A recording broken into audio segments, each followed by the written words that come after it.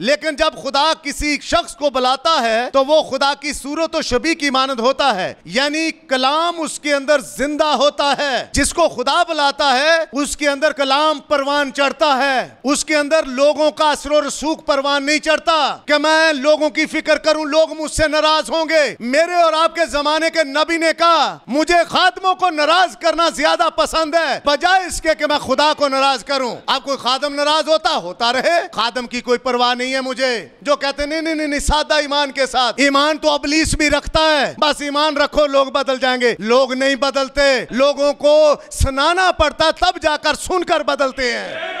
लोगों को सुनाए तो लोग तब्दील होते हैं। जब पहली कलीसिया कायम हुई, बाला खाना पर रूहुल कुदस नाज़िल हुआ और उनको बुलाया गया। उनको कहा सुनो सुनो, इमाल की किताब भरी पड़ी है। उनको कहा सुनो, तुमने ये वाला नाम लेकर इबादत नहीं करनी, तुमने ये बात नहीं कहनी, तुमने पहले नबी को नहीं रखना, तुमने पहले बपतिस्मे को नहीं रखना, तुमने पहले बाल काटने की बात नहीं करनी, तुमने पहले बनाओ श्रृंगार की बात नहीं करनी। यही तो मेरे और आपके जमाने के नबी को कहा गया। ज्यादा बड़े दाने ले आए हैं, जिस तरह मक्की के बड़े दाने। यहां भी बड़े नाम आ चुके हैं कलीसिया में। हमारी कलीसिया में बड़े नाम हैं, डॉक्टर फलां, डॉक्टर ये, डॉक्टर वो। लेकिन बीज पैदा करो ना, जिन्स पैदा करो, जिन्स नहीं ले सकोगे, उनके बच्चे नहीं आएंगे। मैसेज में ऐसा हुआ, बड़े नाम तो आ गए मैसेज में, लेकिन उनके खानदान कहां हैं? आज ढूंढो, चिराग जलाकर भी देखो तो नहीं मिलते उनके खानदान। क्योंकि नबी ने और खुदा ने कहा था कि बीज अपनी जिन्स के मुआफिक वो फल लाएगा, अपनी जिन्स के मुआफिक। जो वो जिन्स थे उन्होंने जिन्स पैदा कर दी, वो मैसेज की जिन्स थे ही नहीं। उन्होंने गाड़ियां तो ले ली, उन्होंने बैंक बैलेंस तो बढ़ा लिया, लेकिन मैसेज की जिन्स नहीं थे। अगर जिन्स होते कलाम, तो आज कलाम के साथ खड़े होते, ना कि पैसे के साथ खड़े होते। देखें, आपको गौर से देखते रहना होगा कि आप खुदा की नेमतों के साथ क्या करते हैं। Like a preacher, a good, forceful preacher. एक मुनाद की तरह, एक अच्छे मुनाद की तरह। And get out and preach just to take up offerings and money. God will hold him responsible for that. अगर कोई लोगों से चंदा या दौलत लेने की मुनादी करे तो खुदा उसे इसका जिम्मेदार ठहराएगा। That's right. You have to watch what you do with divine gifts. ये सच है। आपको देखते रहना होगा कि आप खुदा की नेमतों को कैसे इस्तेमाल करते हैं। And try to make some big prestige, a big name for some church. और बड़ी नामवरी या किसी कलीसिया के लिए नाम पैदा करने, Or a big name for himself. या अपने लिए कोई बड़ा नाम हासिल करने के लिए कोशिश करना। I'd rather have 2 or 3 nights meeting and braze on somewhere else and be humble and stay down. मैं तो इसकी बजाय 2 या 3 रातें इबादत करके बस कर दूंगा और आजिज़ी के साथ बैठ जाना पसंद करूंगा। And you know what I mean, yes sir. आप जानते हैं मेरा क्या मतलब है जनाब। Always keep a place where God can put his hand on you. हमेशा उस मकाम पर रहें जहां खुदा का हाथ आपके ऊपर रहे। This is inside life now, remember. याद रखें, ये अंदरूनी जिंदगी है। ओ ले बेले ओ ले बेले all things are possible, all things are possible, oh le believe, Lord I believe, my Lord I believe, all things are possible, all things are possible. Jesus is here, my Jesus is here, all things are possible, all things are possible, oh le believe, Lord I receive, my Lord Lord, I receive. Amen. Praise God. मसीह यीशु में आप सबको सलाम। खुदावंद आप सबके साथ हो। खुदावंद आपकी मदद करे। जब हम अपने पाँव पर खड़े हैं तो मेरे साथ बाइबल को खोलें। पैदाइश की किताब जो कि बाइबल की पहली किताब है, उसका पहला बाब है और उसकी 11वीं आयत पढ़ेंगे। पैदाइश पहला बाब और उसकी 11वीं आयत। बाइबल में लिखा है,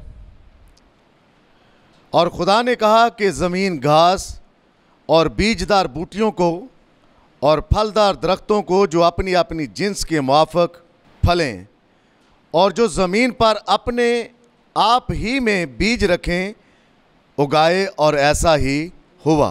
खुदा के कलाम के पढ़े सुने जाने पर खुदावंद की ख़ास बरकत हो। आमीन। God bless you. आप बैठ सकते हैं।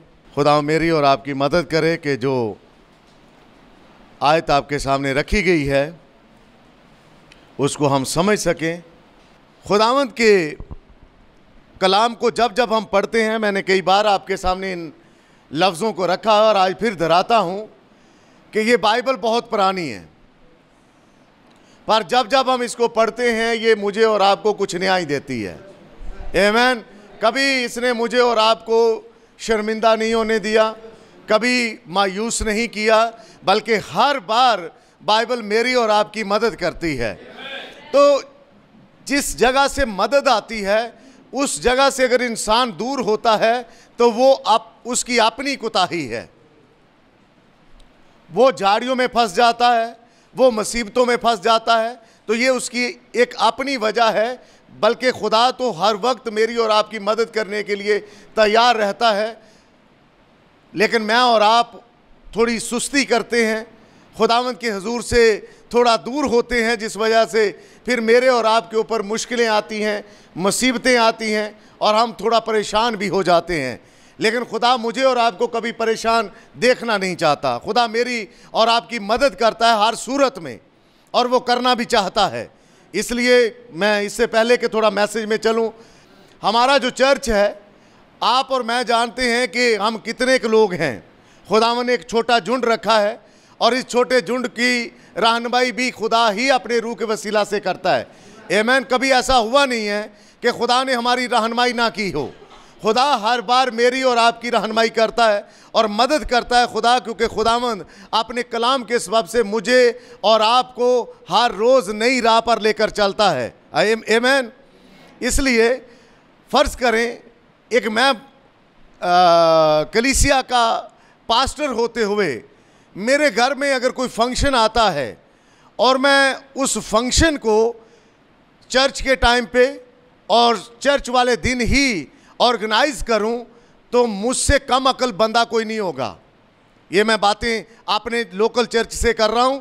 अगर किसी की समझ में आती हैं तो ठीक है, नहीं आती तो ठीक है, लेकिन मैं अपने लोगों के लिए ये बातें कर रहा हूं क्योंकि इनको मैंने सिखाना, मैंने अपने नौजवान बेटों को सिखाना। अगर आपकी बर्थडे पार्टी है, अगर किसी की कोई मंगनी है, किसी का कोई और मामला है, तो आपने संडे के दिन उसी टाइम के ऊपर, जिस टाइम के ऊपर आपका चर्च लगता है, आप उसी टाइम पर अपने उस प्रोग्राम को ऑर्गेनाइज करें। तो उसका जिम्मेदार कौन है? आप। अगर मैं करता हूं तो उसका जिम्मेदार मैं हूं, और अगर आप करते हो तो उसके जिम्मेदार आप हो। आपको चाहिए कि आप अपने प्रोग्राम, अपने प्लान, इरादे जो भी आप रखते हो अपने दिल में, सबसे पहले अव्वल दर्जा आप अपने खुदा के घर को दें, अपने खुदा के कलाम को दें, अपने खुदा की परस्तिश को दें, अपने खुदा के उस टाइम टेबल को दें। मैं ये हरगिज़ किसी तासबी नीयत से बात नहीं करना चाह रहा, लेकिन एक सिखाने की गरज से कि हो सकता है मैंने ये बात पहले ना सिखाई हो, आज सिखा दूं ताकि आपके दिलो दिमाग में पक्की तरह बैठ जाए कि आपने कभी भी अपने चर्च को किसी भी तरीके से बाईपास नहीं करना। आपने रिश्ता नाता करिए किया हुआ है, आप उन लोगों से कहें प्लीज़ हमारे चर्च का टाइम ये है, हम इतने से इतने तक फ्री नहीं है, आप इसके बाद आइए। अगर हम आपके पास आएंगे तो हम अपने चर्च टाइम के बाद आएंगे। कोई आपको मुंह में नहीं डाल लेगा, कोई आपको पकड़कर बैठा नहीं देगा, जवाब नहीं हो जाएगा। और अगर जवाब भी होता है तो हम तो इस सूरत हाल पर आ चुके हैं कि हो जाए, इस सूरत हाल के ऊपर आ चुके हैं कि अगर जवाब भी होता है तो हो जाए, लेकिन अपने खुदावंद के साथ सदा वफादारी के साथ ही चलना है। इसलिए दाऊद कहता है, मैं खुश होया जदों मैनू आखन लगे कि आओ यहोवा दे। लेकिन कई हैं जिनको सोग पड़ जाता है, खुदा के घर का सुनकर रात ही से सोग पड़ना शुरू होता है, ले सवेरे उन संडे या चर्च भी जाना पड़ेगा। बाकी सारी पार्टियों में आप खुश होते हैं, लेकिन सिर्फ संडे सर्विस में आपसे मुराद आप नहीं हैं। लेकिन कुछ हैं जिनको ये प्रॉब्लम होती है कि ले हुण ते इन्हां ने चर्च चले जाना। आपने अपने प्रोग्राम अरेंज किसने करने हैं? आपने खुद।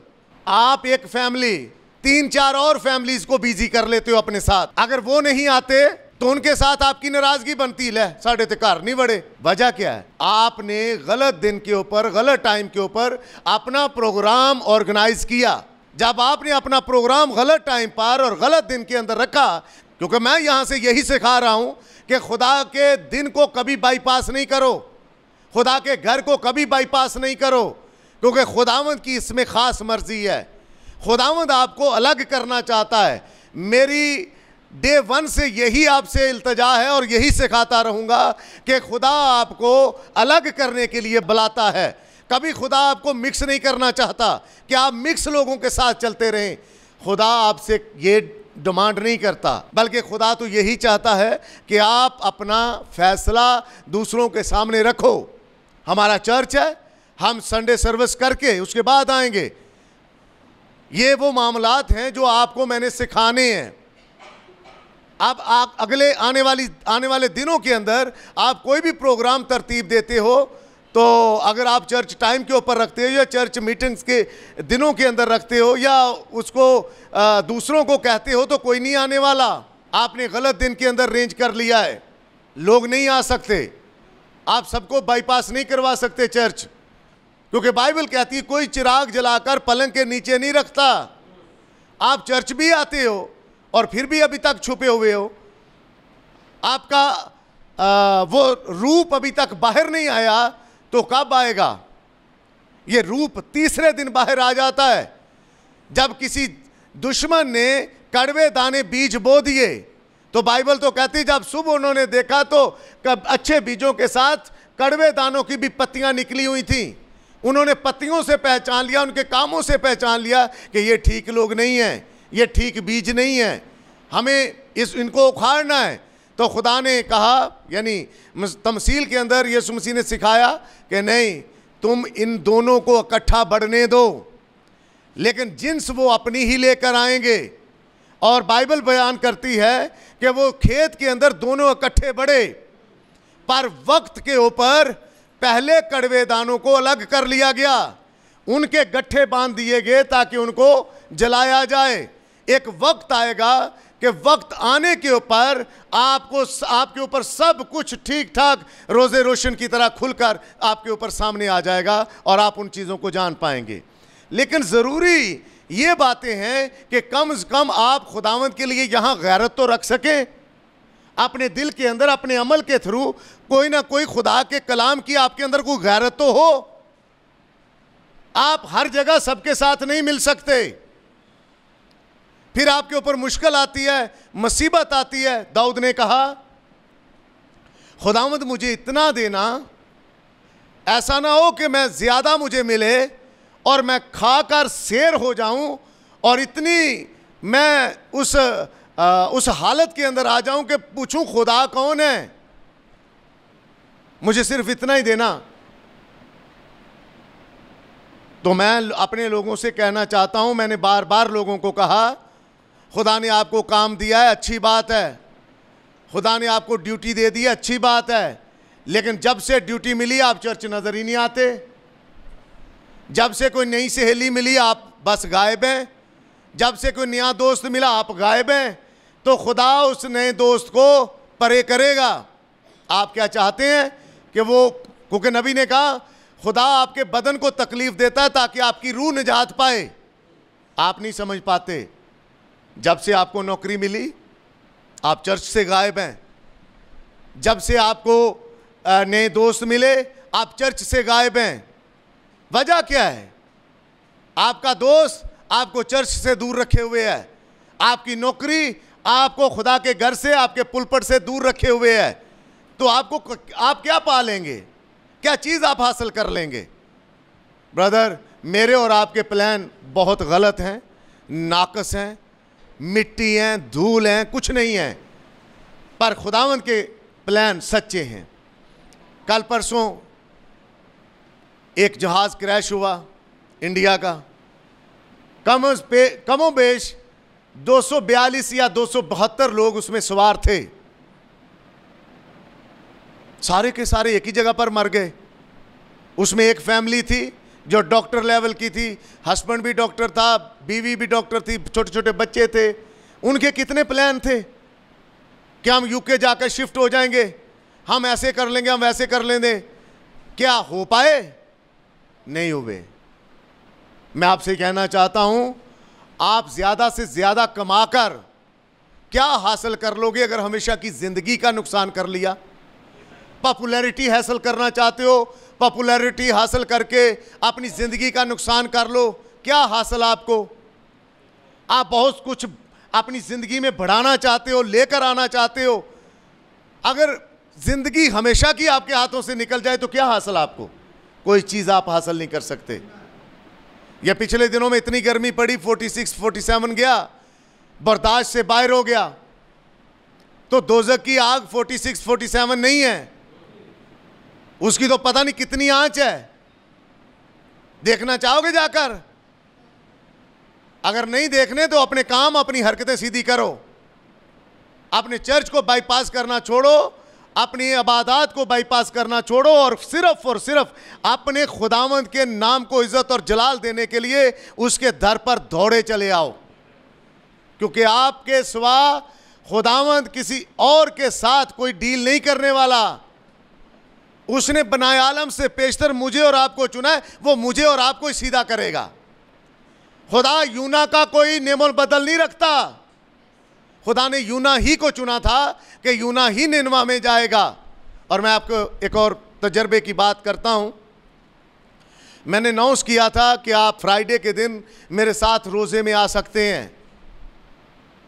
जो नौजवान बेटे और बेटियां फ्री हैं, छुट्टियां हैं, उनको फ्राइडे के दिन आप रोज़े में आ सकते हैं। जो बहनें घर में फ्री हैं, अगर फ्राइडे को आ सकती हैं तो वो भी रोज़ा रख के आएँ और दुआ करें। हम अपनी कलीसिया के लिए बरकत की दुआ चाहते हैं कि हमारी कलीसिया पेंतीकोस के दिन की तरह फिर से उस टारगेट को छू सके जो खुदावन ने वहाँ किया था। क्योंकि यीशु मसीह कल और आज बल्कि अब तक यकसा है। खुदा कर सकता है और खुदा को करने का मौका दें मैं और आप, और खुदा सब कुछ करने के लिए कादर है। इसलिए ज़रूरी है कि हम इन चीज़ों को समझें कि खुदा काम करना चाहता है, लेकिन काम करने के लिए उसे कुछ लोग चाहिए अलग किए हुए।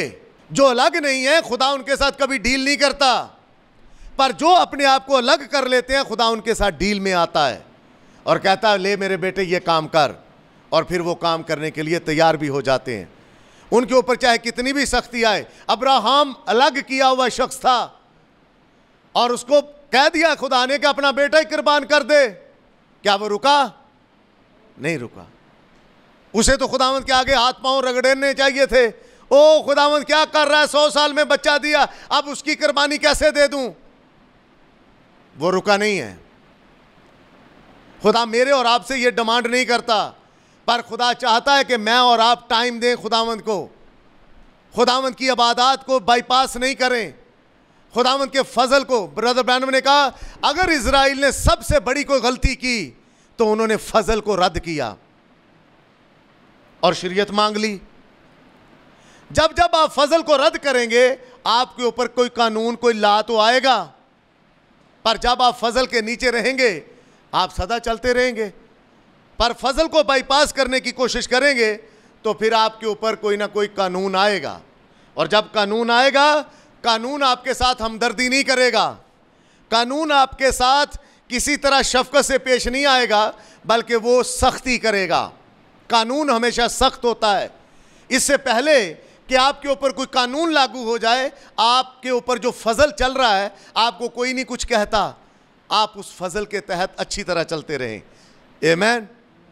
आइए कलाम मुकद्दस की तरफ चलते हैं। जो हवाला मैंने आपके सामने रखा है, उस हवाले के अंदर खुदा ने वाज़ेह तौर पर कहा है कि मैं चाहता हूं, मेरी मर्जी है खुदा होते हुए, और खुदा ने कहा कि ज़मीन घास और बीजदार बूटियों को और फलदार दरख्तों को जो अपनी अपनी जिन्स के मुआफिक फलें।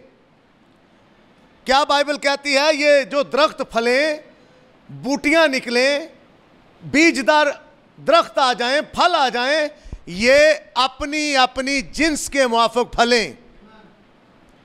कोई दरख्त दूसरे की जिन्स को नहीं ले सकता, यह खुदा का कानून है। और खुदा ने इस कानून को पैदाइश की किताब पहले बाब के अंदर रख दिया था। एक जो बीज है, क्यों बार बार बाइबल कहती है, और बाइबल ने इस बात को मेरे और आपके ऊपर खोला है, जो खुदा का है वो खुदा की बातों का लिहाज रखता है, पर जो खुदा का नहीं है वो खुदा की बातों का लिहाज भी नहीं रखेगा। वो क्या जाने खुदा क्या कहता है, वो क्या जाने खुदा कौन है, और उसे क्या फिक्र के खुदा क्या चाहता है। उसे तो बस अपने काम से, अपनी हरकतों से सरोकार है, और वो बस यही करेगा।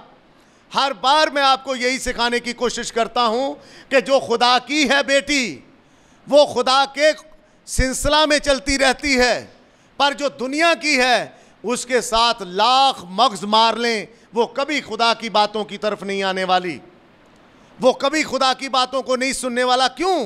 क्योंकि नबी ने और खुदा के बंदा मूसा ने ऑलरेडी पहले लिख रखा है कि खुदा ने पहले ही कहा था कि अपनी जिन्स के मुआफिक फलें। मैं किसी का जेंडर चेंज नहीं कर सकता, किसी की जिन्स चेंज नहीं कर सकता, किसी की किस्म चेंज नहीं कर सकता, पर खुदा बनाए आलम से पेशतर जानता है कि कौन किस किस्म का है। आमीन। अब आइए थोड़ी किस्म को देखते हैं। इस मैसेज को अगर हम कोई मजमून देना चाहें तो हाँ, मैं इसको यही कहना चाहूँगा, खुदा का कलाम ही उसकी जिन्स है। जो खुदा का कलाम है ये खुदा की जिन्स है, खुदा की किस्म है, खुदा की नस्ल है। खुदा अपनी जिन्स को अपने अंदर रखे हुए था, और उसने अपनी जिन्स बाग अदन में रखी, और वो आदम था। आदम खुदा की जिन्स था। आप पढ़ते हैं नसबनामे को भी, तो नसबनामे के अंदर आदम को खुदा का बेटा कहा गया है। तो एक बेटा अपने बाप का तुखम होता है, और तुखम बीज को कहते हैं, और बीज ही नस्ल होता है। हम देखते हैं किसान बीजों को लाते हैं, हमें फलां फूल का बीज चाहिए, हमें तरबूज का बीज दे दें, हमें खीरे का बीज दे दें, हमें बैंगन का बीज दे दें, हमें हरी मिर्च का बीज दें, लाल मिर्च, जो भी ये सारे बीज जो आते हैं, आपने कभी देखा कि ये अपनी जिन्स से हटकर फलते हैं? नहीं। ये मेरी और आपकी गलतफहमी होती है कि हम एक जिन्स को खुदा की जिन्स समझ बैठते हैं कि ये वाला बंदा, ये वाली बंदी खुदा की जिन्स है, पर बाइबल उसे कुछ और कहती है। आइए ज़रा थोड़ा देखते हैं। फिर कुछ लोग सवाल कसते हैं मेरे ऊपर, इस तरह की प्रीचिंग नहीं होती। तो आइए देख लेते हैं प्रीचिंग नबी कैसी करता है। पहले भी मैंने वही बातें कही हैं जो ब्रदर विलियम मैरियन ब्रैनम ने अपनी किताबों के अंदर कही हैं, अपने मैसेजेस के अंदर उन जिन बातों को रखा है वही बातें आपके सामने लेकर आ रहा हूं। फ़र्क सिर्फ ये है कि पहले जो खादमीन थे वो इन किताबों को नहीं उठाते थे। किताबें छपती थी, किताबें बांटी भी जाती थी, किताबें कलीसिया के अंदर पढ़ी जाने का रिवाज नहीं था। कभी लोगों को किताबों के कोड से रूशनास नहीं करवाया जाता था। लोगों की नज़र से ओझल रखी जाती थी ये किताबें, क्योंकि पास्टर को फिक्र होती थी अगर लोगों ने किताबें पढ़नी शुरू कर दी तो पादरी अगले संडे क्या पढ़ेगा, आकर क्या सुनाएगा। इसलिए उनको फिक्र होती थी। मेरे साथ जो लोग सेमिनरी के अंदर थे उन्होंने मेरे साथ गुफ्तगू की, बात की कि हाँ हमारे भाई थे उधर, वो किताबें तो विलियम ब्रैनम की चोरी चोरी ले जाते थे। जब हम उनसे सवाल करते थे कि ये बातें कहाँ से आई हैं तो नहीं बताते थे कि ये बातें फलां किताब से मैंने ली है, इस बात को मैंने इस किताब से लिया है, या ये बात फलाने इस नबी की है, इस बंदे की है, इस मर्द खुदा की है। नहीं कहते थे। इसलिए नहीं कहते थे कि वो सोर्स नहीं देते थे। मैं तो आपको साफ कहता हूं, इन किताबों को लो, सोने से पहले 2-4 पैरे पढ़ के सो। ये आपकी रात की नींद अच्छी कर देगा, ये आपके ख्याल दुरुस्त कर देगा, ये आपके मुखालफों को आपके दोस्त बना देगा। ये कलाम आप पढ़ो तो सही, इस किताब को, इन मैसेजेस को अपने घर में खोलो तो सही। इसलिए ज़रूरी है कि थोड़ा आगे बढ़कर हम इन चीज़ों की तरफ आएं। ब्रदर ब्रैनम ने, उनका एक मैसेज है और उस मैसेज की तरफ मैं आना चाहूँगा। कोड पढ़ के फिर मैं आगे निकलूँगा। सुनिए ज़रा। ब्रदर ब्रैनम का मैसेज है, जो बीज बोया जाता है उस बीज को अपनी ही जिन्स पैदा करनी होती है। वो फिक्र नहीं करता कि मेरे साथ तो कुछ और तरह का निकल रहा है। वैसे मैं आपसे एक बात करना चाहता हूं, खेत के अंदर असल बीज के साथ जब जड़ी बूटी निकलती है तो सबसे ज्यादा जो तंग करता है वो जड़ी बूटी ही तंग करता है। एक तो जड़ी बूटी ज्यादा बिखरना चाहती है, जिसे पंजाबी खिल्लर के बहना चाहती है। परे हट नहीं, परे हट वे, तू मेरे नाल लग रहा है। वो बिखरना चाहती है, खिल्लरना चाहती है। चावल की फसल के अंदर एक पौधा होता है जिसे हमारे तो उधर स्वांग कहते थे, आपका मुझे पता नहीं कि इधर क्या कहते हैं। डीले के एक डीला होता है, डीले के अलावा एक होता है, वो बिल्कुल उसकी उसी जैसी शक्ल होती है, पत्ते भी उसी तरह होते हैं। और स्वांग के पौधे का कद धान की फसल से ज्यादा ऊंचा होता है और वो ऊपर चढ़ जाता है और ज्यादा बिखरा होता है। उसने अपने आप को दाएं बाएं इर्द गिर्द ज्यादा बिखेर रखा होता है और वो असल बीज को तंग ही कर रहा होता है। हमेशा तंग करेगा असल बीज को। असल फसल है क्या? धान। लेकिन ये जो स्वांग का, इसे पता नहीं क्या कहते हैं, मुझे नाम नहीं आता, लेकिन जो नाम मैं ले रहा हूं आप समझेंगे इसको, मैं दिखा भी दूंगा कि ये देख लें, धान के अंदर ये एक पौधा निकला हुआ है, इसका कद ज्यादा है, ऊंचा हो गया ज्यादा, हर मामले में इल्म में ऊपर आ गया, अपने खलार में ज्यादा हो गया। इसने अपना असरो रसूख ज्यादा खेत में बना रखा है। ये हर किसी को टच कर रहा है। ये मशरक वाले को भी टच कर रहा है, मगरब वाले को भी कर रहा है, जनूब वाले को भी कर रहा है, शमाल वाले को भी कर रहा है। और उसे कभी कभार, मैं तस्वीर कशी करना चाहता हूं, कभी कभार उसे अपनी बाजू में, और सुना ठीक ठाक है, पानी आना लाई, ऐसे कहता होगा। यार ना फिक्र ना कर, आने वाला किसान पानी दे देगा, फिक्र न कर, खाद भी आ जाएगी, फलाना भी आ जाएगा। ये उसे समझा रहा है। कौन? कड़वा दाना, कड़वा बीज उसे समझाने की कोशिश कर रहा है। ये कद काठ में ऊंचा है, अपने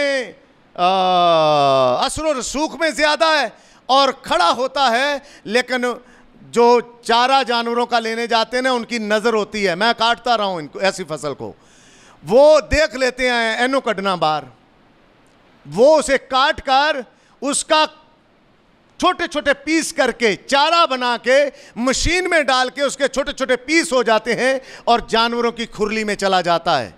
वो जो ऐसा करता है गलत बीज। वो किसान नहीं चाहता कि ये बीज मेरे खेत में आए, लेकिन आ जाता है। उसकी जिन्स किसी ना किसी तरह जमीन के अंदर थी और वो निकल आई। फिर आप देखते हैं गंदम, गेहूं के अंदर एक चौड़े पत्ते वाली बूटी होती है और वो बड़ी ग्रीन होती है, वो लपेटा मारती है असल बीज के गिर्द और लपेटा मार के हमेशा उसकी जान नहीं छोड़ती। आज कई ऐसी जंगली जड़ी बूटियां आपके गिर्द बैठी हुई हैं, यहां नहीं, घर जाओगे तो आपके आसपास, यहां कोई जंगली बूटी नहीं है, ना मैं किसी को कह रहा हूं। उस जंगली बूटी ने आपके गिर्द लपेटा ऐसा मारा हुआ है, वो आपको हर वेले आपको अपने राब्ते में रखना चाहता है या रखना चाहती है। और उसने आपके गिर्द इतना लपेटा मारा है, लपेटा आप समझते हैं कैसा? एक और अंबर वेल है। अंबर वेल को आप देखेंगे, वो जिस दरख्त के ऊपर चढ़ जाती है उस दरख्त का सत्यानाश कर देती है। ये मैं अपनी तरफ से नहीं कह रहा, कुछ लोग अंबर वेल की तरह हैं। हर चीज किसी को पेश करती है। जब वो किसी के ऊपर चढ़ जाती है तो वो उस दरख्त का, उस इंसान का सत्यानाश कर देती है। अगर आपने उस अंबर वेल से बचना है तो आप उसको जल्द अपने ऊपर से उतार फेंकें। वो कोई भी हो सकता है, पर आप खुदावंद के कलाम के अंदर जब बढ़ेंगे, खुदावंद का कलाम ही आपको बताएगा कि आपने करना क्या है। आप उनकी निशानियों से, उनके तरीक़ेकार से, उनके असर और रसूख से आप पहचानोगे, क्योंकि खुदा ने तो कहा है कि हर बीज अपनी जिन्स के मुआफ़िक फले। तो आप कौन सी जिन्स हो? आप फलते हो तो कोई और चीज़ दे देते हो। आपको अपनी जिन्स यानी अपने बाप की जिन्स को पैदा करना है। ब्रदर ब्रैनम ने इस मैसेज के अंदर इस बात को रखा, मैं आपके सामने पढ़ना चाहता हूं, फिर आगे निकलना चाहता हूं। तो सबसे पहले जो कड़वा दाना है वो अच्छे दाने को क्या करता है? तंग करता है। बाइबल कहती रूह जिस्म के खिलाफ ख्वाहिश करता है और जिस्म रूह के खिलाफ है। इसलिए आप जानेंगे कि ये हमेशा तंग करता है। इसहाक को कौन तंग करता था? इस्माइल। वो वादा का फर्जंद नहीं था, पर वादे का फर्जंद इसहाक था, वो उसे सताता था। आज भी कई ऐसे हैं जो असल बीज को सताने की कोशिश में हैं, पर असल बीज खुदा की जिन्स पैदा करना चाहता है, वो करके ही रहेगा। आमीन। आइए थोड़ा आगे निकलते हैं। मैं कोड आपके सामने रखना चाहता हूं। मैसेज है ब्रदर ब्रैनम का, फरमूदा कलाम असल बीज है। कोड नंबर 166 है और उस कोड के अंदर ब्रदर ब्रैनम ने कहा, बिल्कुल ठीक, हर बीज को अपनी जिन्स पैदा करनी चाहिए। खुदा ने इंसान को अपनी शबीह पर अपनी जिन्स के मुताबिक पैदा किया, ताकि वो, किसकी बात कर रहा है? बात हो रही है बीज की। आप जो सवाल उठाते हैं, भाइयों जो बीज की बात हो रही है, तो यहां कोई मैंने सीड स्टोर नहीं खुदा ने बाइबल के अंदर खोल रखा। ये जब बीज की बात होती है तो बीज की बात लेकर वो इंसानों पर ही आएगी, और नबी बीज को लेकर इंसानों के साथ ही तशबीह देता है। मैं अभी कोड में भी आऊंगा और कोड पढ़कर आपके सामने रखूंगा कि नबी ने जब बीजों की बात की तो उसने इंसानों ही की बात की है। तो ब्रदर ब्रैनम कहते हैं कि खुदा इंसान को अपनी शबीह पर अपनी जिन्स के मुताबिक पैदा किया, ताकि वो ज़मीन पर उसका कलाम हो। इंसान ज़मीन पर क्या हो? कलाम हो। क्यों? क्योंकि वो कलाम से है। आमीन। उसने उसका इजहार यीशु मसीह में किया। खुदा मसीह के अंदर था, वो आदमी खुदा की जिन्स के मुताबिक था। समझे? जब खुदा ने, जो कि कलाम है, कितने लोग जानते हैं कि खुदा कलाम है? जब कलाम मसीह के यानी एक आदमी के अंदर था और ख़ुद को उसके अंदर से जाहिर कर रहा था, तो ये खुदा यानी एक आदमी के अंदर था और ख़ुद को उसके अंदर से जाहिर कर रहा था। तो ये खुदा यानी कलाम था जो मसीह के अंदर से खुद को जाहिर कर रहा था। और खुदा ने इब्तिदा में इंसान को अपनी सूरत और शबीह की मानद बनाया, और आदमी की यही किस्म है। मेरी और आपकी क्या किस्म है? कलाम। हम हैं कहाँ से? आसमान से। हमने किस्म कौन सी पैदा करनी है? आसमानी। कलाम को पैदा करना है। कलाम है क्या? सुनिए ज़रा। किस्म खुदा अब पैदा कर रहा है, मसीह के अंदर से खुद को जाहिर कर रहा था, और खुदा ने इब्तिदा में इंसान को अपनी सूरत और शबीह की मानद बनाया, और आदमी की यही किस्म खुदा अब पैदा कर रहा है। सेमिनरी और चूज़े निकालने वाले मराकज़ यानी बाइबल स्कूल दोगले चूज़ों के गिरोह पैदा करते हैं। ये कौन कहता है? हमारे ज़माने का नबी विलियम मैरियन ब्रैनम। सेमिनरी दोगले चूज़े पैदा करती है। क्या दोगलों की कोई जगह है खुदा के हुजूर? नहीं है। दोगले एक जगह पर तो कहें कि हम तो मैसेज बिलीवर हैं, और दूसरी जगह पर लोगों के साथ समझौता करके बैठें। ऐसे दोगले खुदा का बीज नहीं है, वो खुदा की जिन्स नहीं है। मेरे साथ बैठ के बात कर लें या इस मजमून को सुनकर बदल जाएं। मैं आपको साफ और वाज़ेह कह रहा हूं, दोगले कभी खुदा की जिन्स नहीं हो सकते। जो समझौते के साथ साथ चल रहे हैं, कभी वो खुदा की जिन्स नहीं है। खुदा ने कभी कोई दोगला बीज पैदा ही नहीं किया। कभी खुदा ने दोगला बीज रखा ही नहीं है कि आप अपने अंदर दुनियादारी की भी सिफ्त रखें और अपने अंदर एक रूहानियत की सिफ्त रखें। नहीं, क्योंकि कलाम कहता है एक कुएं से दो तरह का पानी नहीं आ सकता। आमीन। आप एक ही तरह का पानी रखोगे। सुनिए जरा, आपकी सिफ्त, आपकी हरकत, आपका बोलचाल बताता है कि आप हैं क्या। सुनिए जरा, वो कहता है कि बाइबल स्कूल दोगले चूजों के ग्रोह पैदा करते रहते हैं, लेकिन जब खुदा किसी शख्स को बुलाता है तो वो खुदा की सूरत और शबीह की मानद होता है, यानी कलाम उसके अंदर जिंदा होता है। जिसको खुदा बुलाता है उसके अंदर कलाम परवान चढ़ता है, उसके अंदर लोगों का असर और रसूख परवान नहीं चढ़ता कि मैं लोगों की फिक्र करूं, लोग मुझसे नाराज होंगे। मेरे और आपके ज़माने के नबी ने कहा मुझे खादमों को नाराज करना ज़्यादा पसंद है बजाय इसके कि मैं खुदा को नाराज करूं। आप कोई खादम नाराज होता रहे, खादम की कोई परवाह नहीं है। मुझे आप लोगों की फिक्र इसलिए है क्योंकि मेरी ये ड्यूटी है कि मैं आप लोगों को असल कलाम से रूशनास करवा सकूं। और पिछले मैसेज में मैंने आपसे कहा अगर कोई खुदा इस वक्त खिदमत खड़ी करना चाहता है तो उसे खड़ी करने दें, उसे करने दें। जब पहली कलीसिया कायम हुई, बाला खाना पर रूहुल कुदस नाज़िल हुआ और उनको बुलाया गया। उनको कहा सुनो, इमाल की किताब भरी पड़ी है। उनको कहा सुनो, तुमने ये वाला नाम लेकर इबादत नहीं करनी, तुमने ये बात नहीं कहनी, तुमने पहले नबी को नहीं रखना, तुमने पहले बपतिस्मे को नहीं रखना, तुमने पहले बाल काटने की बात नहीं करनी, तुमने पहले बनाव श्रृंगार की बात नहीं करनी। यही तो मेरे और आपके ज़माने के नबी को कहा गया। उसने कहा अगर मैं किसी को ABC को नहीं सिखाता तो अलजबरा कैसे उसको सिखा दूंगा। ये बाइबल की और मैसेज की ABC है।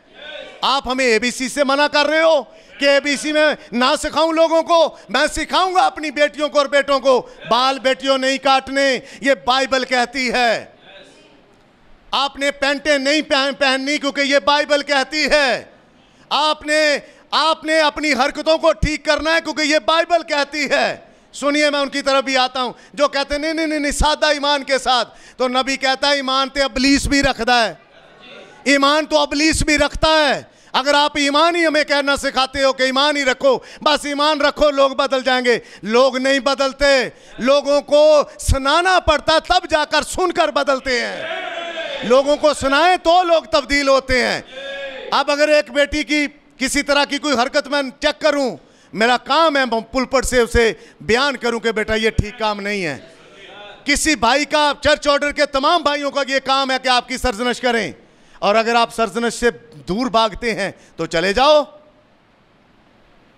आप मुझे बताइए, अगर आज के ज़माने के अक्लमंद पादरियों की तरह उस वक्त यीशु मसीह अक्लमंद होता इतना जितने आज पादरी अक्लमंद हैं, पादरी बड़े अक्लमंद हैं, तो पादरी यीशु मसीह के पास आकर कहते तूने ये ज़रूर जुमला बोलना था कि तुम भी चले जाना चाहते हो। यीशु मसीह को ये कह देना चाहिए था कि तुसी ना कहीं जाना, आप ना कहीं चले जाना। देखें, आफ्टर ऑल आप मेरे पास रह गए, आप ना निकल जाना मेरे पास से। यीशु मसीह ने सबसे पहले लफ्ज ही वही रखे, क्या तुम भी चले जाना चाहते हो। वो लफ्जों को पलट सकता था लेकिन उसने पलटा नहीं है। वो 70 को वापस नहीं मोड़ कर लाया। वो 5000 के पास नहीं गया कि आओ तुमने हमारी इबादत में खाना खाया था, आओ तुम्हें मैंने रोटी और मछली खिलाई थी, वापस आओ इबादत में। जो रद्द करके जाना चाहता है वो जाए। ये दौड़ पर्सनली है। इस दौड़ को दौड़ने के लिए आपको उठना पड़ेगा, आपको लड़ना पड़ेगा, अपने घर की घड़ी से लड़ना पड़ेगा, अपने सारे मामलात को देखकर लड़ना पड़ेगा। अपने बेटे की मंगनी रखनी है, संडे के दिन को बाईपास नहीं कर सकते। वो कहेंगे आप इतने, इससे मजहबी नहीं कोई हो जाता। ये मजहबीपन नहीं है, ये खुदावंद के कलाम को अहमियत देना है, खुदावंद के घर को अहमियत देना है, खुदावंद के नाम को ऊंचा उठाना है और अपनी हरकतों से खुदा के कलाम को जाहिर करना है। ये बातें हैं। ये नहीं है कि हम ज़्यादा मजहबी आपको बनाना चाहते हैं, ना मैं मजहबी हूँ, ना मैं मजहबी बनना चाहता हूँ, लेकिन मैं आपको ये सिखाता हूँ कम से कम आपकी हरकतें तो बताएं कि आप जिन्स कौन सी हो। आप जिसके साथ मर्जी बैठ जाओ सजदे में, नहीं, ऐसा हो सकता। आइए ज़रा थोड़ा आगे निकलते हैं। ब्रदर बहनों ने कहा कलाम उसके अंदर जिंदा होता है, यह सच है, तब वो शख्स मर्द खुदा होता है। जिसके अंदर जिंदा कलाम होता है वो ही मर्द खुदा होता है। पर जिसके अंदर कलाम जिंदा नहीं होता, अगर आपके अंदर कलाम जिंदा नहीं है, आप बैठे रहे कलीसिया में, आप गिनती पूरी कर रहे हैं, फक्त गिनती पूरी कर रहे हैं, और इससे किसी को क्या सरोकार। पर अगर आपके अंदर कलाम जिंदा है, आप अपने जिंदा होने का सबूत दोगे। मैं आपके सामने एक बात रखना चाहता हूं, आप 2 शमूएल उसका 3 बाब घर में जाकर पढ़िए। जो मैं कहता हूं वो किया करो, आपका भला होगा। मैं आपको बार बार कहता हूं, 2 शमूएल उसका 3 बाब जाकर पढ़ना। यहां आपको एक शख्स का जिक्र मिलेगा जिसका नाम अबनेर है। यह अबनेर शाऊल के साथ होता था। जब दाऊद बादशाह बना, शाऊल मर गया, दाऊद को बादशाह बना दिया गया, तो ये अबनेर शाऊल के बेटे को बादशाह मुकर्रर करता है। 40 साल का उसका बेटा है, अशोबोसत उसका नाम है। जब आप शमूएल का दूसरी किताब उसका 3 बाब पढ़ेंगे तो आपको वहां पर मिलेगा। अबनेर ने उसे बादशाह मुकर्रर कर दिया। अब बादशाह के जो दाऊद के सूरमा थे, उनको ये बात अच्छी नहीं लगी कि दाऊद को सारे इस्राएल का बादशाह होना चाहिए था, लेकिन दाऊद को सिर्फ यहूदा का बादशाह माना गया। बाकी जो कबीले थे उनका बादशाह अशोबोसत ही था। उसको बनाया किसने था? अबनेर ने खड़ा कर दिया था, क्योंकि अबनेर शाऊल के साथ साथ रहता था, बड़ा सूरमा और जंगजू मर्द था। जब इसने उसे कायम कर दिया, उसके बाद दाऊद के सूरमा और अबनेर के बीच में कुछ बातचीत हुई। उन्होंने कहा आओ बैठते हैं, बैठकर गुफ्तगू करते हैं। नदी की एक किनारे दाऊद के सूरमा और अबनेर दूसरे किनारे पर बैठा। उसने कहा भाई बात यह है, कुछ मर्द खड़े करते हैं और हमारे मर्द आपस में लड़ें और पता चल जाएगा कि कौन अच्छा है, कौन हैवी होता है। तो पता चलता है कि दाऊद के जो सूरमा थे वो अबनेर के सूरमाओं के ऊपर हैवी हो गए। जब हैवी हुए तो अब अबनेर अपनी जान बचाने को दौड़ता है वहां से। बड़े लोग कत्ल हुए उस दिन। गर्दन के ऊपर, एक दूसरे की गर्दन के ऊपर तलवार रखी है। खेल कहते हैं, खेल खेलते हैं, वहां ऐसा ही शायद लिखा हुआ है। उन्होंने कहा आओ कोई खेल खेलते हैं। खेल क्या है? तलवारें ली और तलवारों को गर्दन के ऊपर ऐसे रख दिया है, जैसे कोई रेस शुरू होती है और हर एक दौड़ने वाला अपने घुटनों के ऊपर ऐसे आ जाता है और बिल्कुल रेडी होता है कि वो दौड़ सके। उन्होंने गर्दनों पर तलवारें रखी हैं और पलक झपकते ही एक दूसरे की गर्दन के ऊपर तलवार से वार करना है। और लिखा हुआ है वहां कितने ही ऐसे मर गए, दाऊद की साइड के भी और अबनेर की साइड के भी। और जब मरे तो मरने के बाद अबनेर को पता चला कि ये मेरे ऊपर हैवी पड़ रहे हैं। वो आगे लग के दौड़ता है और योआब का भाई, बाइबल कहती है कि उसके भाई के बड़े चाकू चबंद कदम थे। उसका नाम इसाइल था शायद। उसके बड़े चाकू चबंद कदम थे। उसने अबनेर का पीछा नहीं छोड़ा। अबनेर उसे कहता रहा पीछे मुड़ के कि तू इसाइल है? उसने कहा हाँ मैं वही हूं। वो कहता मेरे पीछे से हट जा, मैं तेरे भाई को क्या मुंह दिखाऊंगा अगर तू मर जाएगा तो, क्योंकि अबनेर बड़ा सूरमा था। अब वो उसके पीछे पीछे चला। उसके बारे में लिखा वो जंगली हिरन की तरह कदम बढ़ाता था। इतना चाको चबंद था, सुस्त आदमी नहीं था। जब वो आगे निकला तो अबनेर ने पलट कर उसके ऊपर वार किया और इसाइल को मार दिया। इतना खूबसूरत जवान आदमी था, उसे उसने मार दिया। अब योआब और उसका भाई दूसरा और अबीशे उसको मारने पर तुले हुए थे। छोटी सी बात के ऊपर गड़बड़ हो गई। अबूशस्त ने, जो कि शाऊल का बेटा था, अबूशस्त, उसने इसको कोई बात कर दी अबनेर को। जब अबनेर को बात की तो उसने कहा सुन अबूशस्त, मैं तेरे बाप का नौकर हूं, तुम्हारे साथ मैंने बहुत अच्छा सलूक किया और तुमने एक औरत की वजह से मेरे ऊपर यह सवाल खड़ा कर दिया। अब सुन, ये बात मेरी सुन ले। अगर मैं चाहता तो मैं तुम्हें दाऊद के हवाले कर सकता था जब तुम्हारा बाप मर गया था, लेकिन मैंने तुम्हारा साथ दिया। अब मैं तुम्हारे साथ नहीं रहूंगा, मैं दाऊद के साथ मुलाकात करने को जा रहा हूं। यह अबनेर उठा और दाऊद से मुलाकात करने को चला गया। अब योआब को और अबीशे को पता चला कि अब्नेर दाऊद से मुलाकात करके वापस चला गया है। दाऊद से कहता, मेरे साथ अहद कर, मैं तुझे सारे इस्राएल का बादशाह बना दूंगा, मैं सारे इस्राएल को तेरे पीछे लगा दूंगा, लेकिन मुझे तू छोड़ दे। अब योआब और अबीशे और दूसरे लोग उसकी जान के ख्वाह थे। उन्होंने जाकर हबरून में उसे पकड़ लिया, उसे वापस लाए।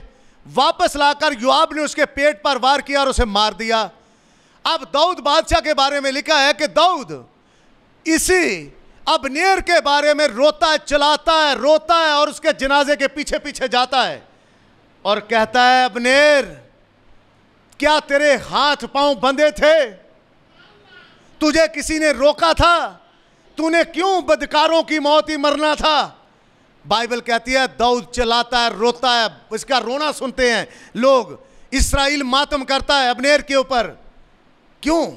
किसी के हाथ पांव नहीं बंधे होते कि वो चर्च तक नहीं आ सकता। आपके हाथ पांव खुले हैं, आपके पास टाइम होता है, आपके पास वक्त होता है, आप सारा दिन पता नहीं क्या क्या करना चाहते हो या कर जाते हो, लेकिन चंद घंटे आप खुदा को देने से कासर रहते हो। उसकी वजह दाऊद चलाता है, बार बार रोता है। बाइबल कहती, बयान करती बाइबल, तू क्यों बदकारों की मौत मरा है? तुझे मार दिया गया। दाऊद के पास रोटी लाते हैं। दाऊद कहता है, जब तक सूरज गुरूब नहीं होगा मैं रोटी नहीं खाऊंगा। मैं आपको बताना चाहता हूं इस स्टोरी से मतलब क्या है। आपके किसी ने हाथ पांव बांधे होते हैं, कौन आपको रोकता है? जरा सी एक छोटा सा प्लान आपको चर्च बाईपास करने पर मजबूर कर देता है, तो मुश्किल कौन सा होगा? मुश्किल में कौन पड़ेगा? आप जिस तरह अब्नेर पड़ा।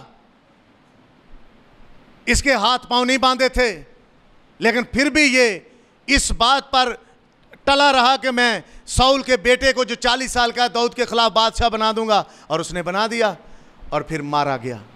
इसलिए जब आपके पास वक्त होता है, आप खुदावंद के घर की तरफ दौड़े चले आएं। वक्त किसी का साथ नहीं देता, पता नहीं कब हाथ से निकल जाए। इसलिए ज़रूरी है कि खुदावंद के कलाम के साथ ज़िंदगी बसर करें। जिस शख्स में कलाम होता है वही मर्द खुदा होता है, वही खुदा का बीज होता है, खुदा की सूरत और शबी की मानद होता है। और यीशु ने कहा था कि वो भी वही काम करेगा जो मैं करता हूं। बस खुदा ने इंसान को अपनी सूरत पर अपनी शबी की मानद बनाया। एक और कोड है, कोड नंबर 203 है। अब अगर वो खुदा का कलाम जो है वो आदम के अंदर था, तो वो खुदा का बेटा है, तो अब कलीसिया को कैसा होना चाहिए? मेरे पास एक किताब है, मैसेज है ब्रदर ब्रैनम का, नुमाइंदगी से मुजरम ठहरना।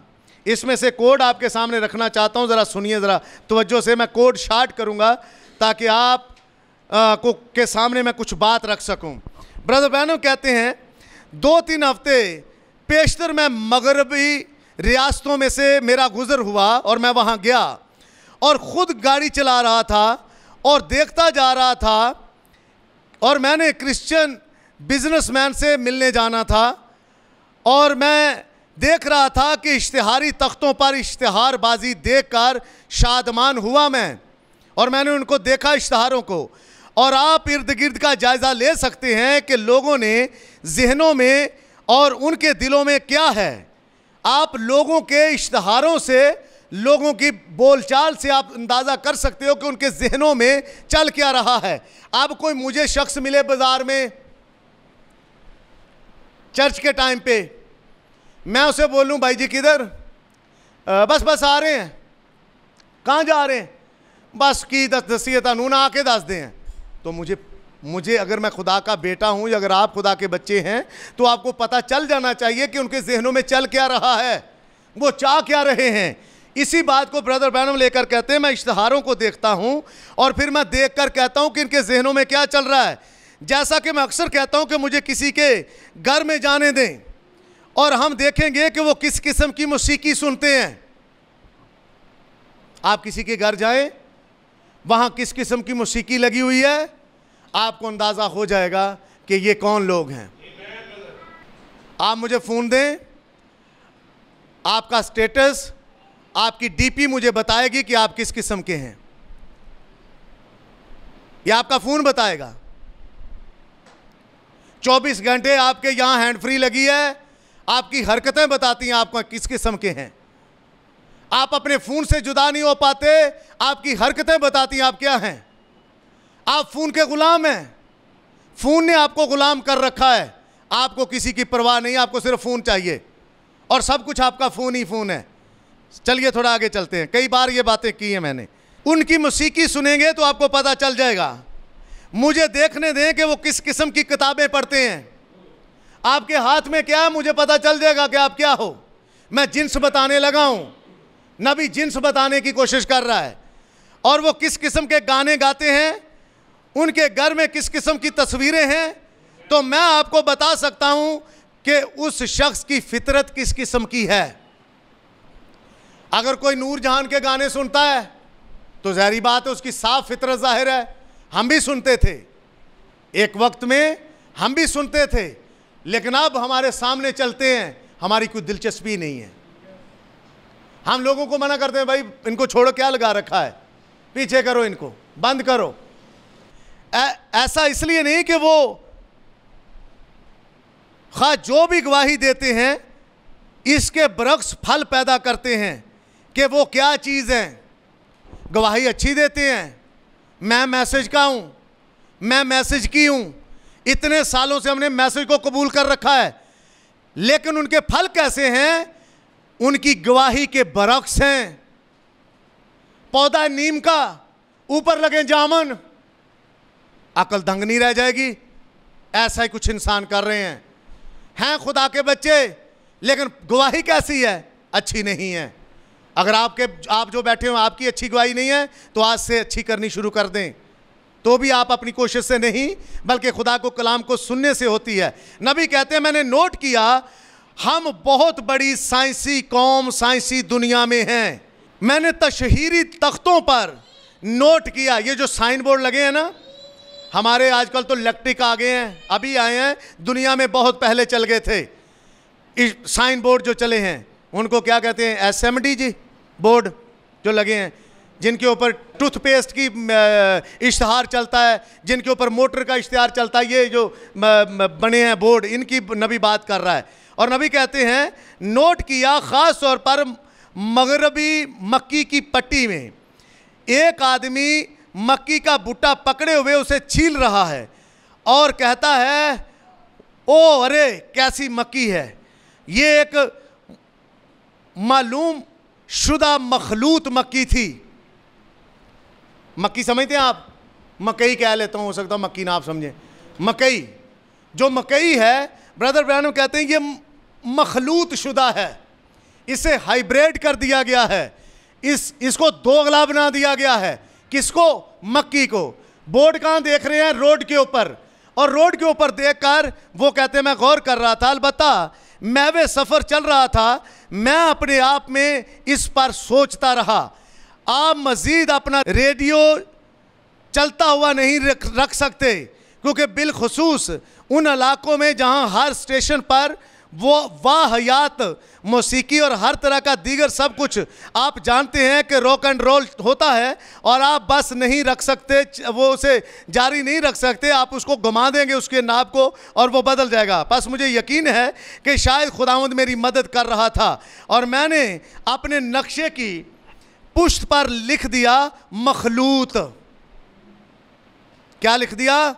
मखलूत। जो नक्शा नबी के सामने था जिसको देखकर सफ़र कर रहे थे, उसके पीछे उन्होंने लिख दिया दोगला। एक चीज़ देखी और उसके पीछे लिख दिया दोगला। अब बात सुनिए ज़रा, मुझे मुजरम नहीं ठहराना, इस बात को सुनना ज़रा। ब्रदर बैनम देख किसको रहे हैं? मक्की को। मक्की को देखकर क्या कह रही हैं? मखलूत, दोगली। क्योंकि जब मैंने उसे देखा तो कोई चीज़ मेरे जहन से टकराई थी। इतनी उम्दा बड़े दानों वाली मक्की, मैंने दिल में सोचा ये उस मक्की से बहुत मुख्तलिफ है जो हम उगाया करते थे। हर चीज़ मखलूत हो जाती है, लेकिन क्या आपको मालूम है कि ये बिल्कुल अच्छा नहीं है मोटे दाने, सेहत बड़ी अच्छी है। छल्ली की, उस भुट्टे की, उस मक्की की सेहत बड़ी अच्छी है,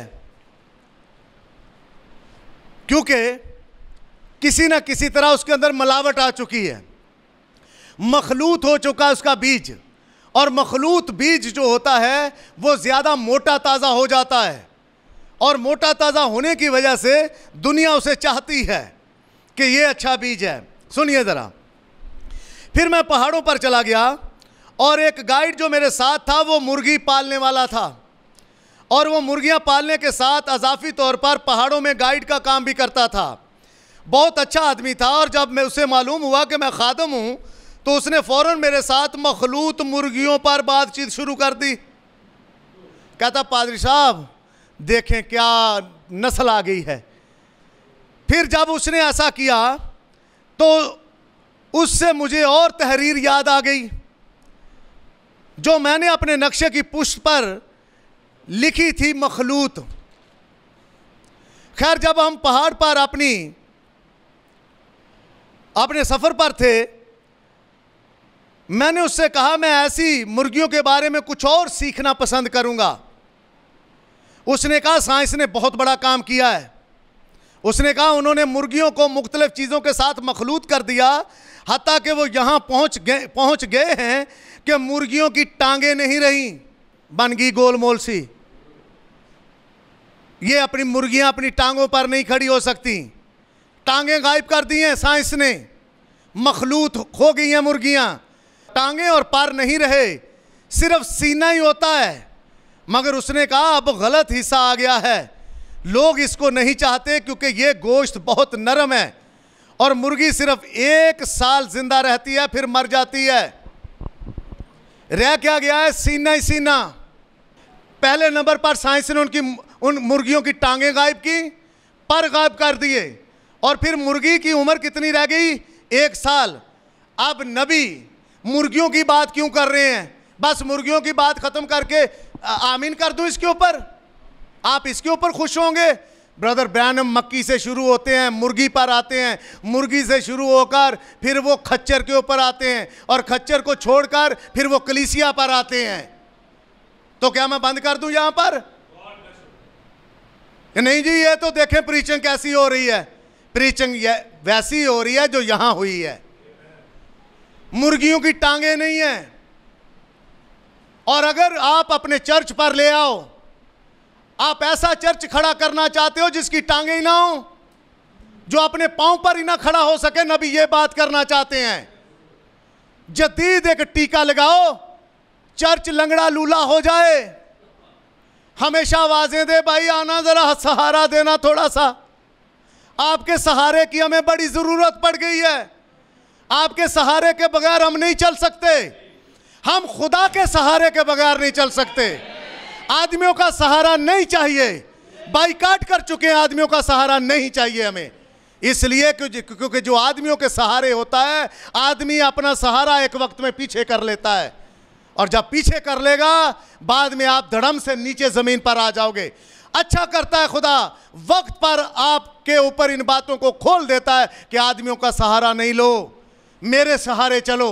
और जब मेरे सहारे चलोगे, मैं तुम्हारे साथ कुछ बात करना चाहता हूं। मैं तुम्हें तुम्हारी टांगें देना चाहता हूं। मैं तुम्हें टांगें देकर खड़ा करना चाहता हूं। मैं तुम्हें पर देना चाहता हूं कि परों के साथ यहां से उड़कर किसी और मकाम पर चले जाओ। लेकिन साइंस ने तो मखलूत कर दिया है। साइंस ने तो एक ऐसी कलीसिया बना दिया है, मखलूत, बगैर टांगों के नहीं चल सकती। हमें फोन करना पड़ता, ब्रदर आउटरीच करनी है, कोई हमारी मदद कर दे। ये क्या है? टांगें। पर मैं खुदावंद की शुक्रगुजारी करता हूं, खुदावंद ने टांगें निकाल दी हैं हमारी अपनी। अब ये लंबी हो रही है, हमारे पांव भी बन रहे हैं, हो आहिस्ता आहिस्ता शूज भी आ जाएंगे।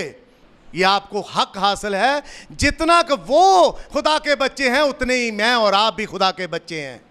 मैंने आपको कहा जितना खुदा नेतन्याहू का खुदा है, उतना ही खुदा मेरा और आपका खुदा है। आमीन। जितना खुदा ट्रंप का है, उतना ही खुदा मेरा और आपका खुदा है।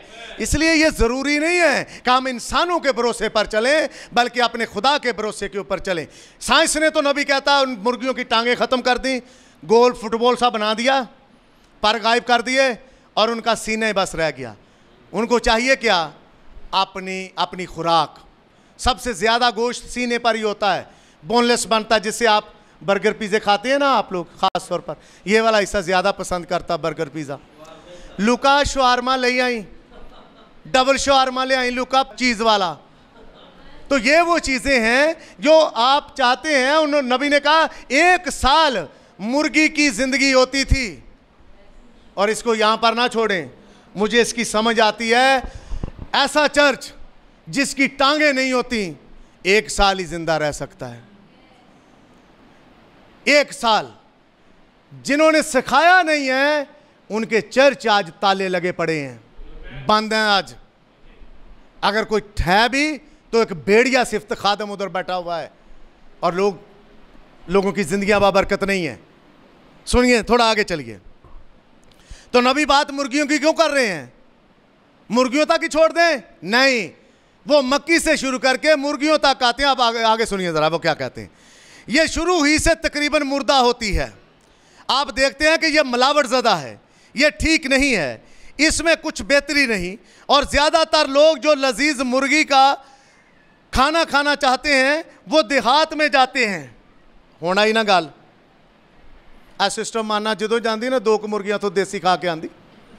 मैं आपको बता रहा हूं, देहात में जाते हैं ताकि उनको देसी मुर्गी मिले।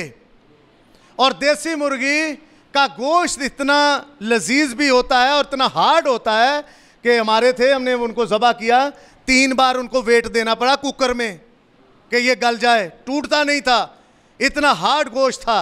और इसको ले लो, ये मैदा बन जाएगा, ये जो मखलूत है ये मैदा बन जाएगा। लेकिन जो असली है, जेन्युइन है, उसको उसके साथ बैठने में भाई थोड़ा वक्त तो लगेगा। वो इतनी जल्दी कायल नहीं होगा क्योंकि उसके अंदर कलाम है और वो कलाम के साथ जिंदा है, और जिसमें जिंदा है वो ही मर्दे खुदा है। आमीन। आइए थोड़ा आगे बढ़ते हैं। और नबी कहते हैं वो देहात में जाते हैं और ऐसी मुर्गी खरीदते हैं जिसके पांव हों, जो खुरच सके, जो अपनी खुराक खुद खुरच सके। देखते हैं आप, जो देसी मुर्गी है वो अपने पांव से अपनी खुराक खुद ढूंढती है। अगर आप देसी मुर्गी हो, देसी कलीसिया हो, खुरचो अपनी खुराक खुद, निकालो अपनी खुराक खुद, आओ खादम के पास खुद और अपनी खुराक लेने के लिए वक्त निकालो।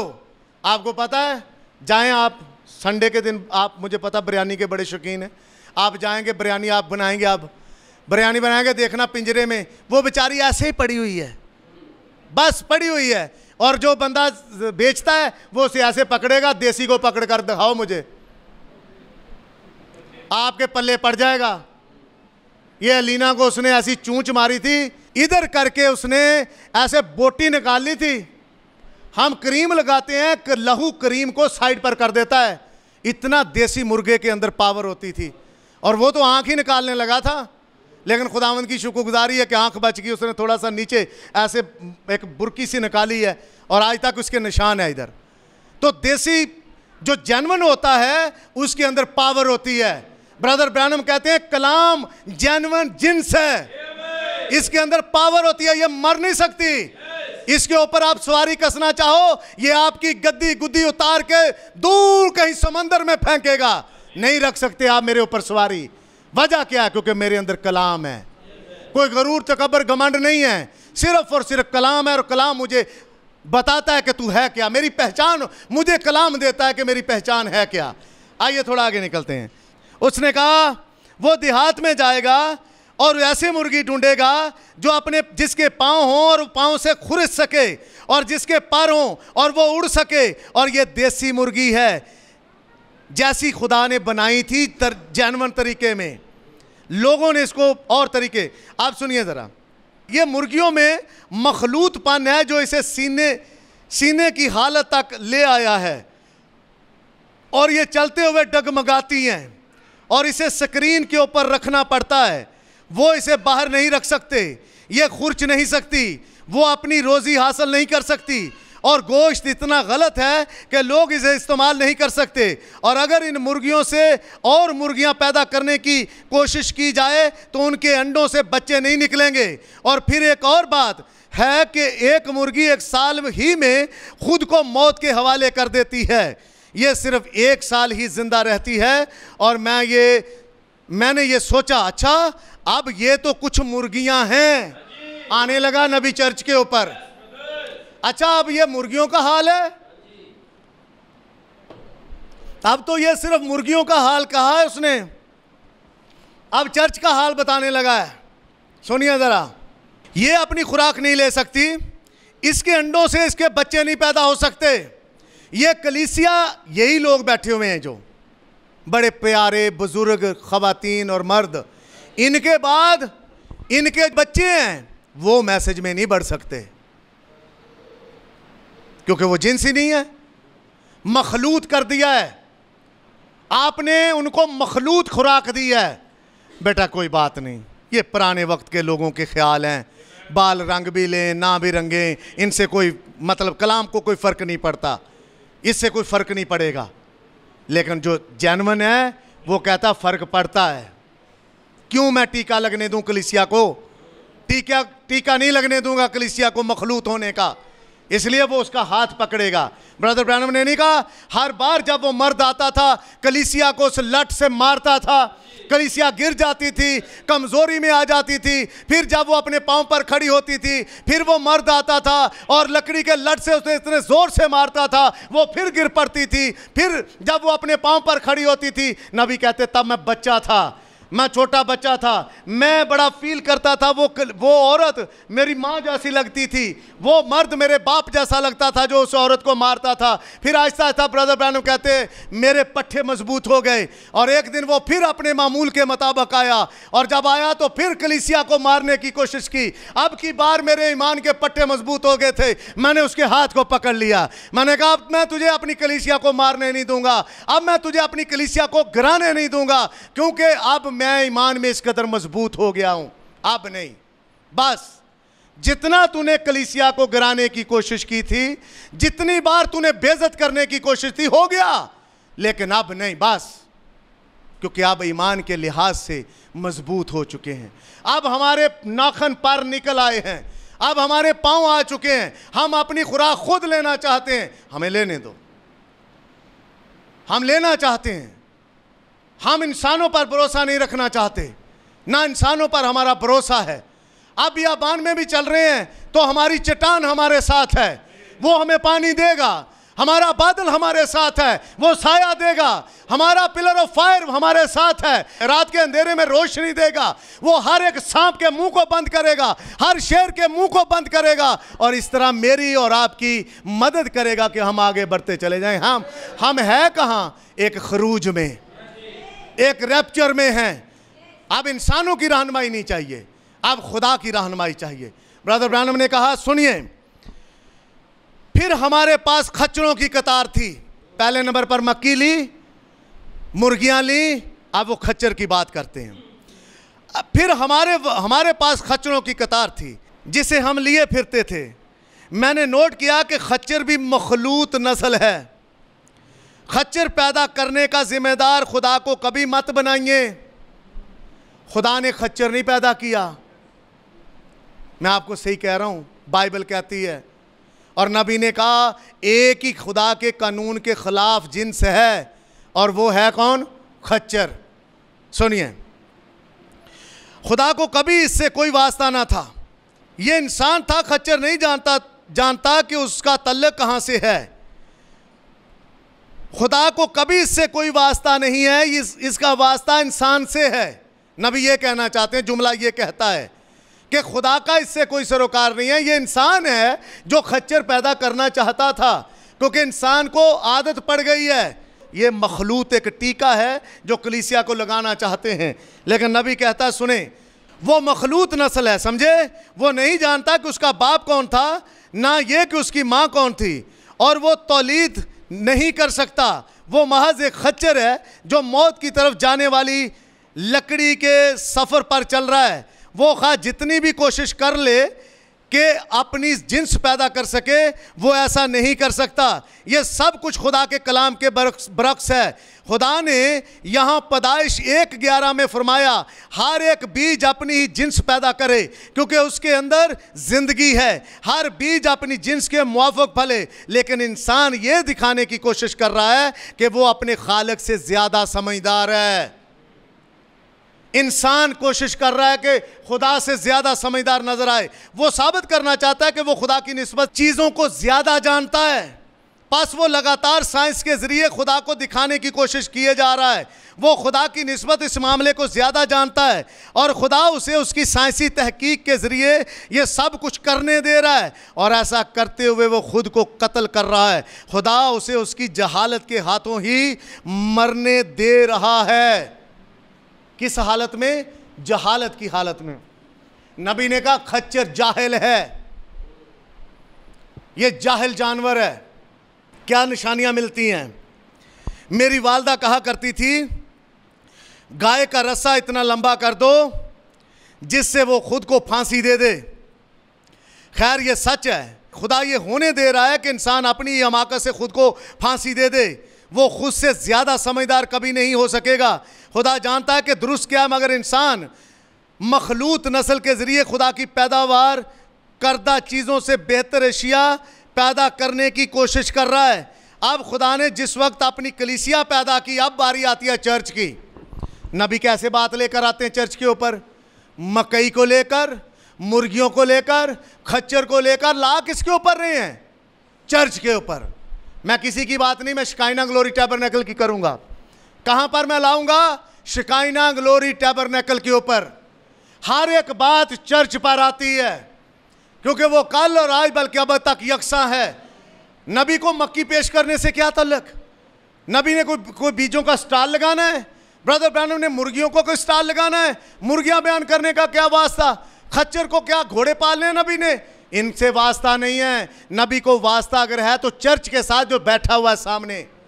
ब्रदर ब्रैनम कहता सुनो जरा, अब कभी तो चर्च की पैदाइश हुई? चर्च की पैदाइश कैसी हुई? आइए चलते हैं। अब खुदा ने जिस वक्त अपनी कलीसिया पैदा की तो उसने एक पेंतिकोस्टल कलीसिया खलक की थी। समझ आई? वो एक इब्तदाई कलीसिया थी जो रूहुल कुद्दस से मामूर थी। आदमी और औरतें खुदा के रूह की रहनुमाई से चलते थे। इंसान इसे यूं ही नहीं छोड़ सकता था। उसने कलीसिया को भी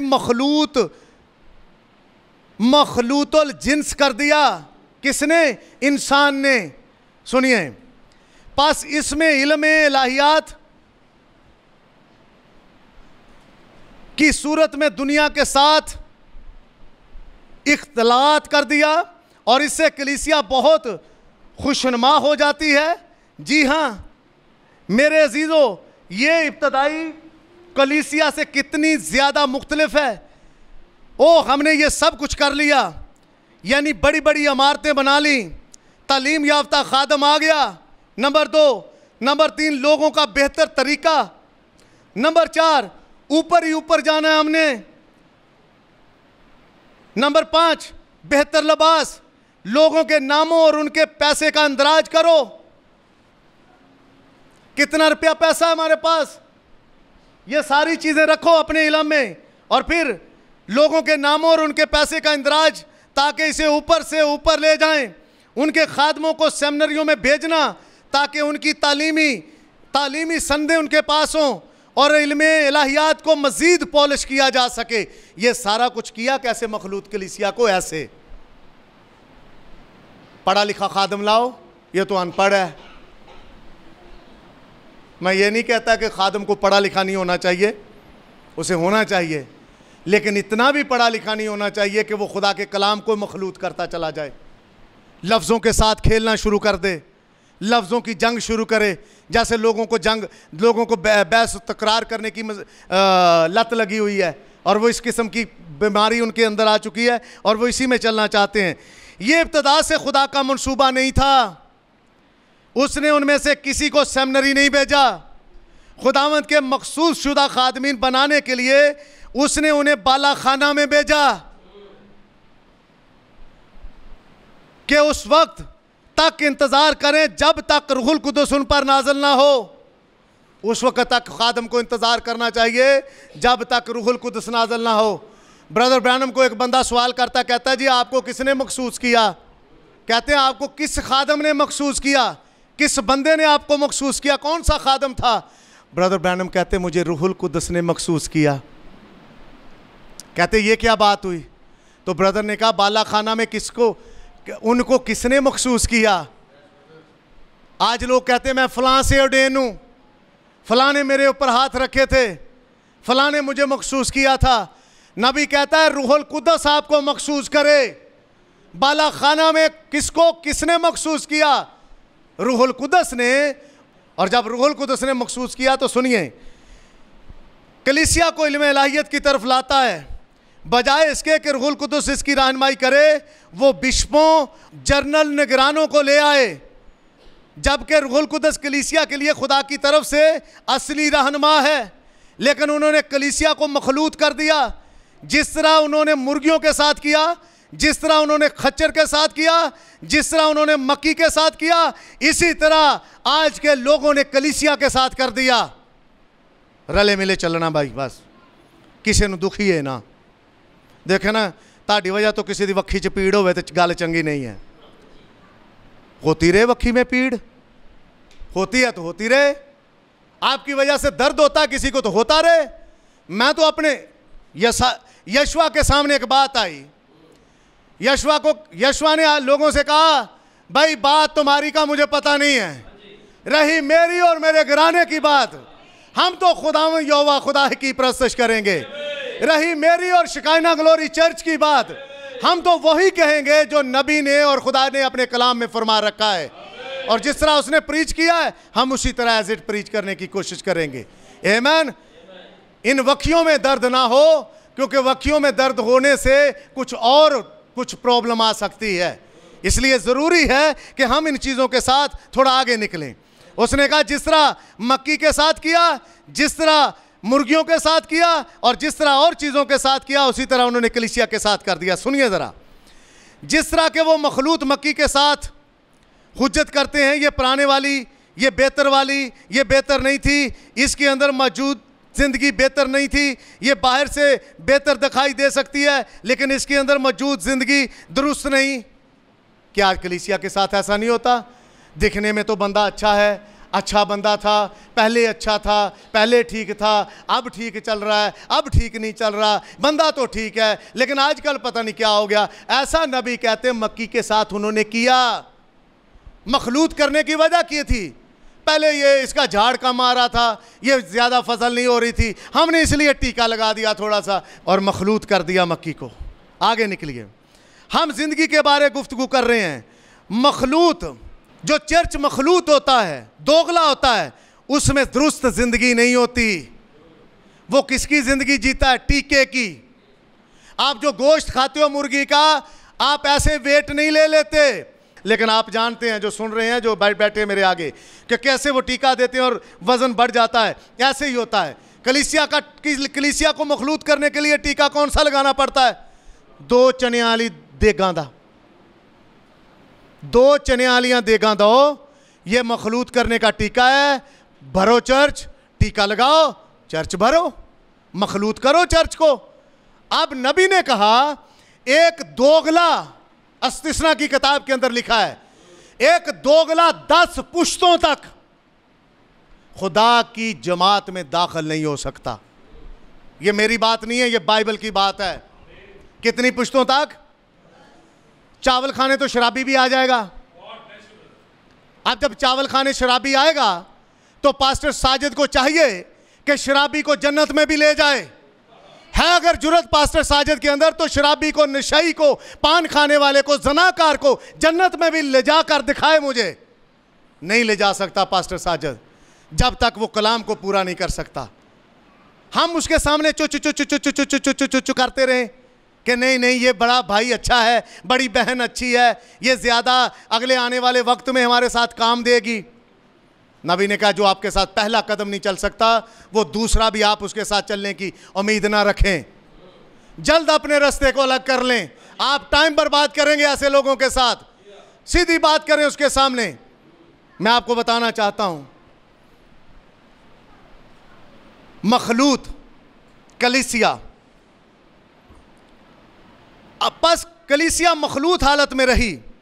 अब ये उस मकाम पर आ गई कि पेंतीकोस की बरकत होने की बजाय गिरजाघर एक सराय दिखाई देता है। जिस तरह मर्जी कोई आ जाए, होटल है ना, होटलों में जैसे कोई मर्जी आ जाए, होटल वालों को कोई परेशानी नहीं है। जब मीटिंग में गया था, कोई आधे कपड़े वाला आए, नाई पहन कर आए, जैसे मर्जी आए, रिसेप्शन पे जो बैठा है वो आपका कार्ड लेगा, आपकी बुकिंग करेगा, आपको रूम की की देगा, आप जाएं। चर्च हम सराय नहीं बना सकते। आज हमारे भाई कहते हैं जो बहन पहली दफा आती है, पादरी साहब उसको एक सारा कलाम सुनाना शुरू कर देते हैं। मेरी ये ड्यूटी है। आप मुझे मखलूत टीका लगाने का कहते हो कि मैं मखलूत टीका लगा दूं, और मैं मखलूत टीका लगाकर बहन के अंदर कोई दिलचस्पी पैदा करूं? मैं तो चाहता हूं कि वो बहन पहली दफा ही आकर ये बात जान ले कि यहां अबलीस की दाल नहीं गलने वाली, यहां सीधे सादे तरीके के साथ आना पड़ेगा। अगर चर्च जाना है, चर्च कोई सराय नहीं है कि यहां लंबे बालों वाला भी आकर बैठे पीछे और हम उसको उठाकर कहें भाई साहब आए आप, यहां जुएं झाड़ें आपका तबले के ऊपर, जितनी जुएं आपके सर में यहां झाड़ दें आगे तबले के ऊपर। हम ऐसा नहीं कर सकते, क्योंकि नबी ने कहा खुदा का घर एक खास मकाम रखता है। यहां हर ऐरा गहरा नथु गहरा नहीं आ सकता। यहां चर्च पुलिस होती है, इसको आपको कुछ ना कुछ तो करना पड़ेगा। इसलिए थोड़ा आगे निकलते हैं। और अब वो अपनी जिन्स पैदा नहीं कर सकते। ये जिस कदर भी खूबसूरत है, वो अपनी असलियत पर वापस नहीं आ सकते। आप कैसे ये करेंगे? वो बाहम मखलूत नहीं हो सकते। आप किसी मेथोडिस्ट को किसी बैप्टिस्ट के साथ मखलूत कर दें और देखें कि आपको क्या हासिल होता है। आपको पहले वाले मकाम की निस्बत ज़्यादा बदतर बेदीन मिलेगा। आप दोनों को मिक्स कर दें और आपको वो रिजल्ट नहीं मिल सकता जो आपको मिलना चाहिए। ब्रदर ब्रैनम ने कोड नंबर 86 में कहा, यही मामला आज कलीसिया के साथ है। कलीसिया है क्या? चर्च। यही मामला आज चर्च के साथ है। इसमें कोई जिंदगी नहीं है, इसमें बहुत ज्यादा नुमाइश, और जिसे वो लोगों का बेहतर तबका कहते हैं, हासिल उन्होंने कर लिया है। बेहतर कलीसिया, हमारे लोग बेहतरीन हैं, तबका बेहतर हासिल कर लिया है। ज्यादा बड़े दाने ले आए हैं, जिस तरह मक्की के बड़े दाने। यहां भी बड़े नाम आ चुके हैं कलीसिया में।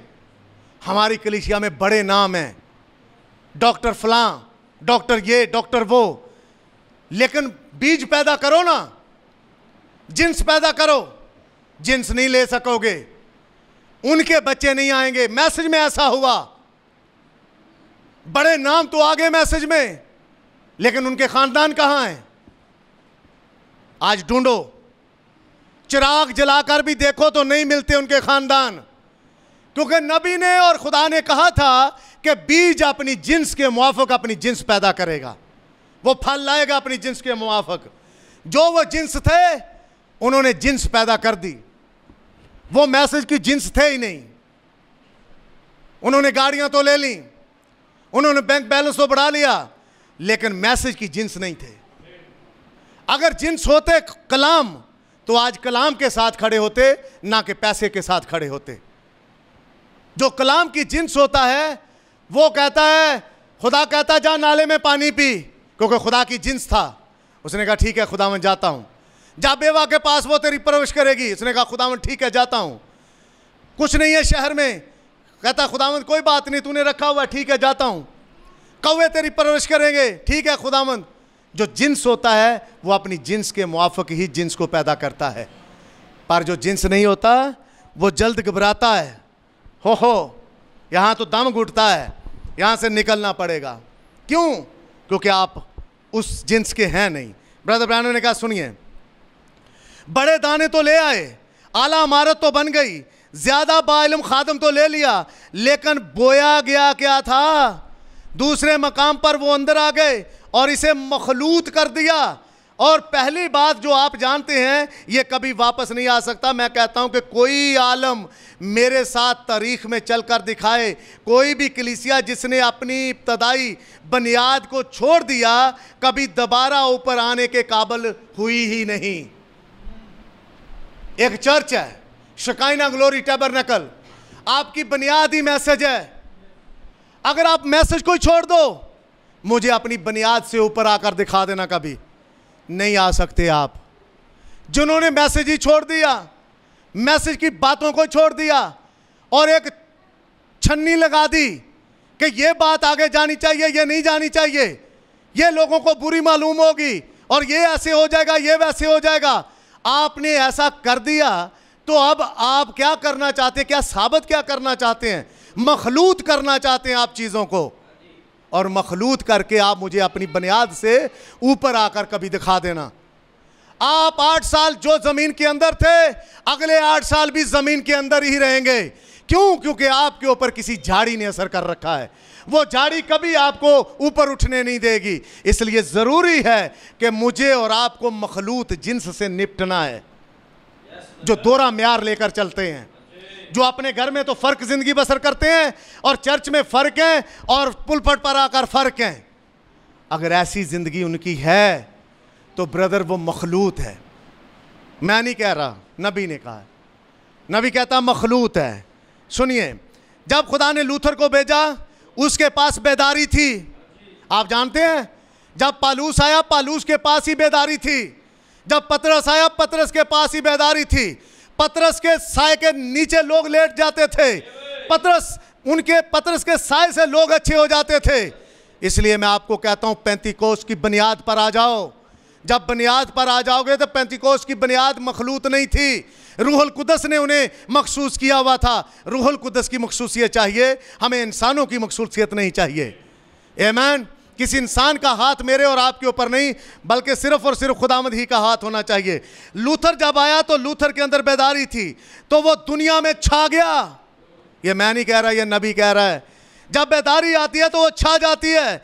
लेकिन उसने इसे कैथोलिक चर्च की कैथोलिक कलीसिया की तरह ही मुनज़्ज़म करके दुनिया के साथ मखलूत कर दिया। हमने सबके साथ चलना है।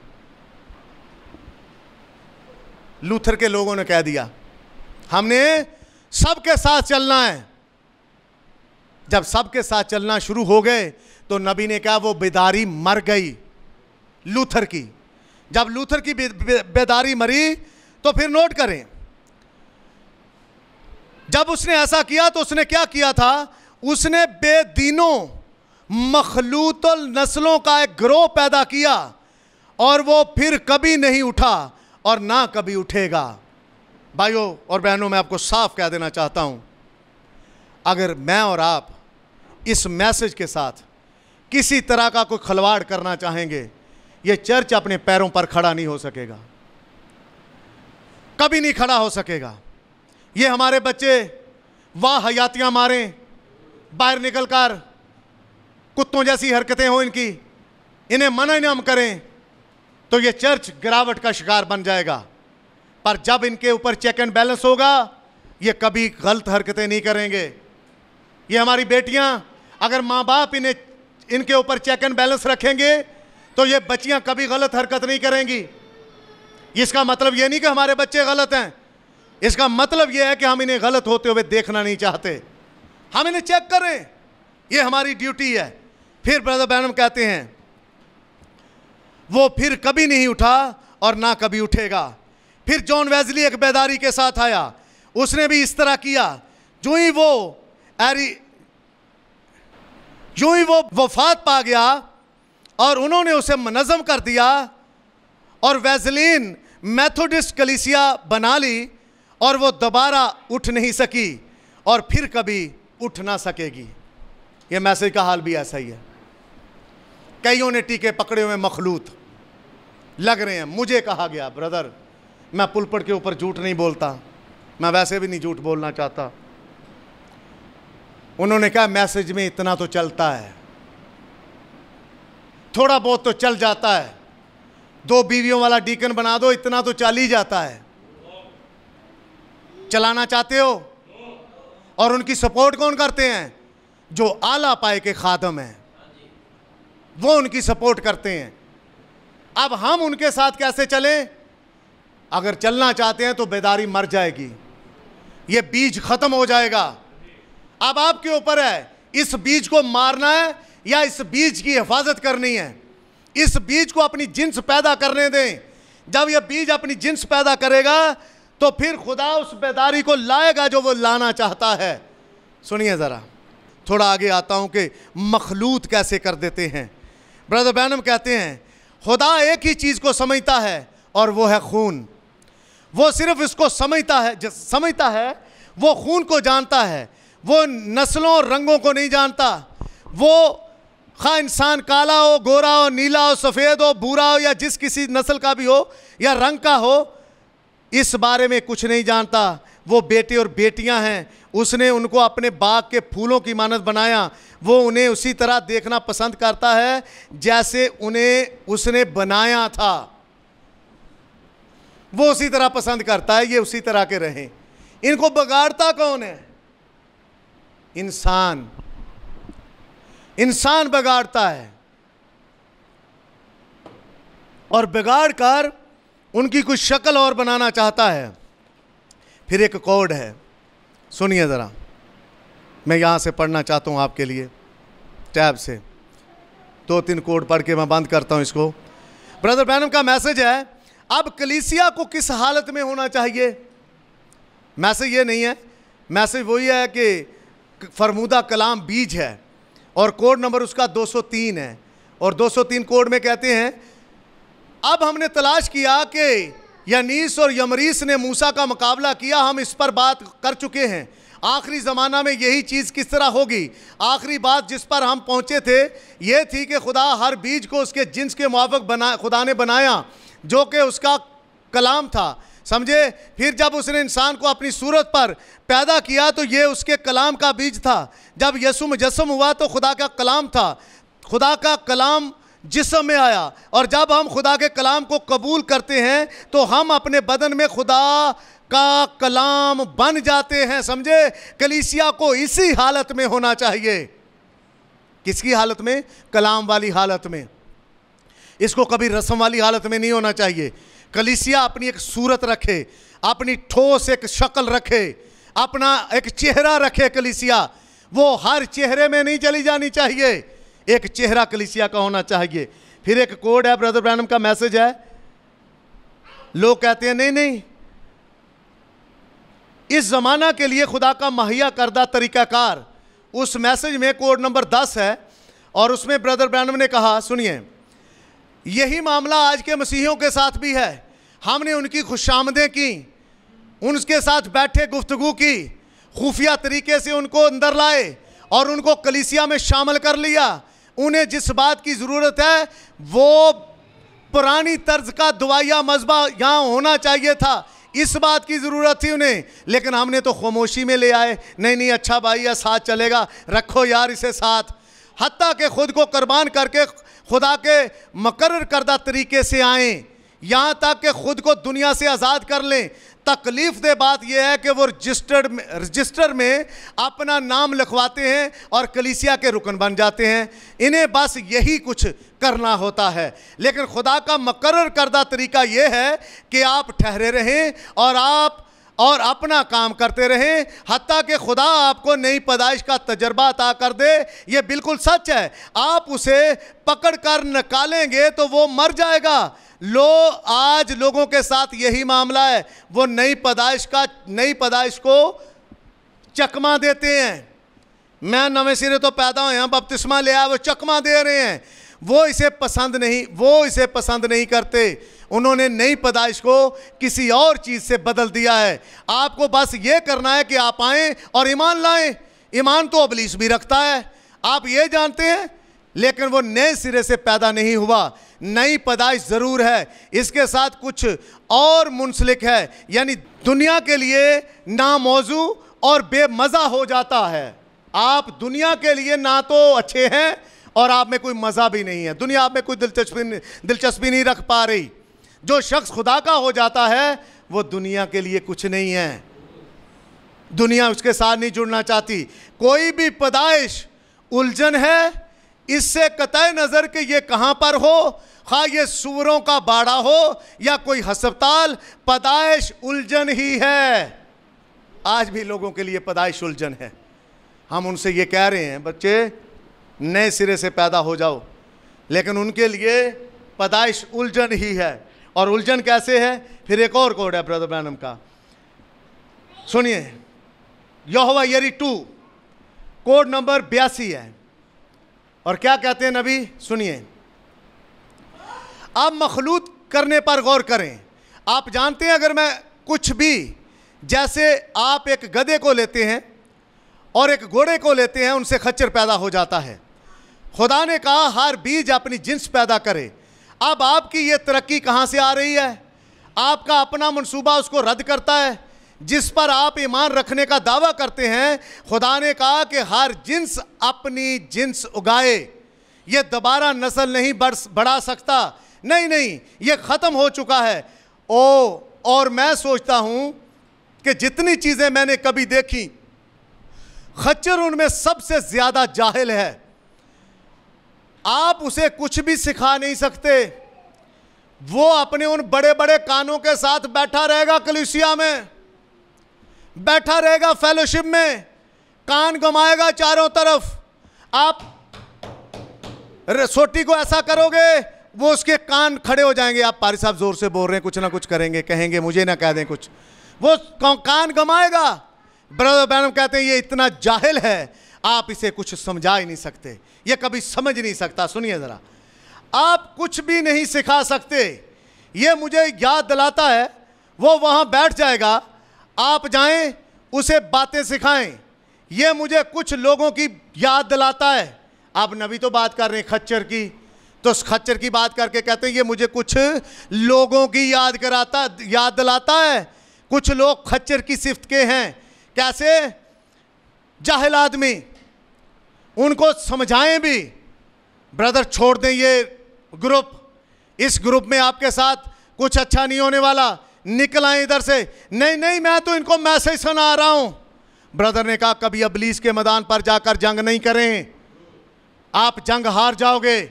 सिर्फ एक यीशु मसीह ही था जो इब्लीस के मैदान में ही उसके साथ मुकाबले में उतरा और उसे हराया।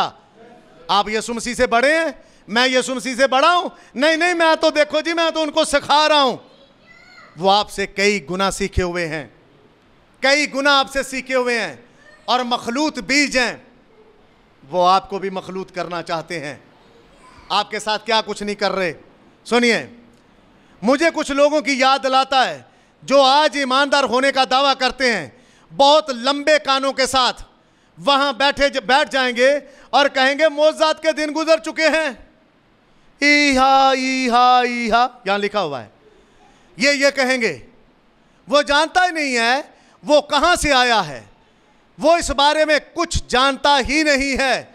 वाहिद चीज जो वो जानता है, एक कलीसियाई अकीदा, बस उसे ये पता है चर्च के साथ जुड़े रहना है, लेकिन जिन्स नहीं पैदा कर रहा। उसे बोले अपनी फैमिली लेकर आओ, ईया यही है कौन? खच्चर। कान घुमाएगा, सुनेगा, बैठेगा, लेकिन जाहिल है, समझ नहीं पाएगा कि पादरी साहब कह रहे हैं अपनी फैमिली लेकर आओ। पूछे कहां गए? ईया यहां लिखा हुआ है, नहीं समझेगा। क्या कहेगा? मौज़ात के दिन गुजर गए, सारे काम चले गए। मैं आपके साथ एक गवाही शेयर करना चाहता हूं, इसी पर मैं इसको नहीं, एक और कोड है, उसको मैं पढ़ लूं, मैं फिर बंद करता हूं। सुनिए, मैसेज है बदलने वाली कुव्वत, और कोड नंबर 38 है।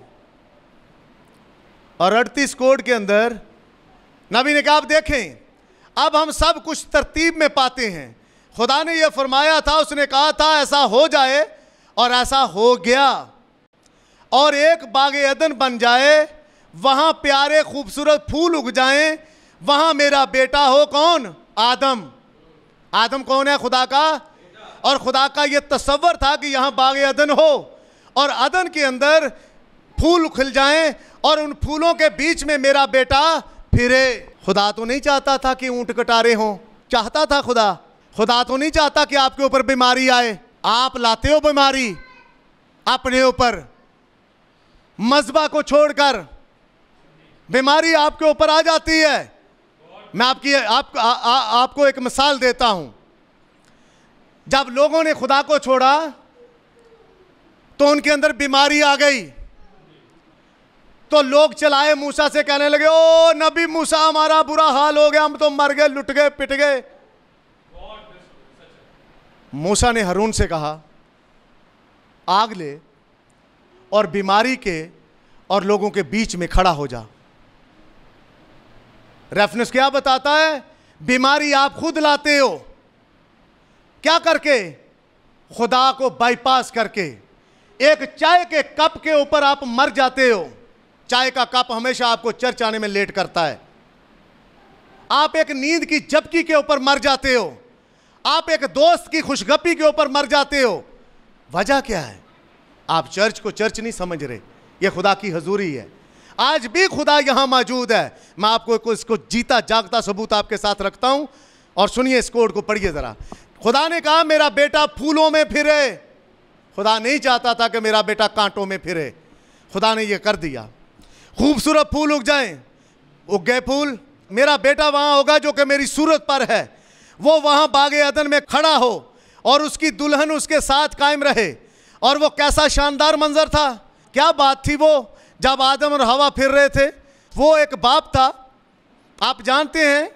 बस वहां पर उसके अपने बच्चों को पैदा होना था। किसके? आदम और हवा के। उसके अपने बच्चों को वहां पैदा होना था। एक फरदौस बना दिया था। खुदा अपने बच्चों के लिए ऐसी चीजें करना पसंद करता है। खुदा तो कहता है कि मेरे बच्चे आएँ, पंखे के नीचे बैठें, अच्छे माहौल में आएँ, ठंडा पानी पिएं, पुलपट से शहद शहद चाटें।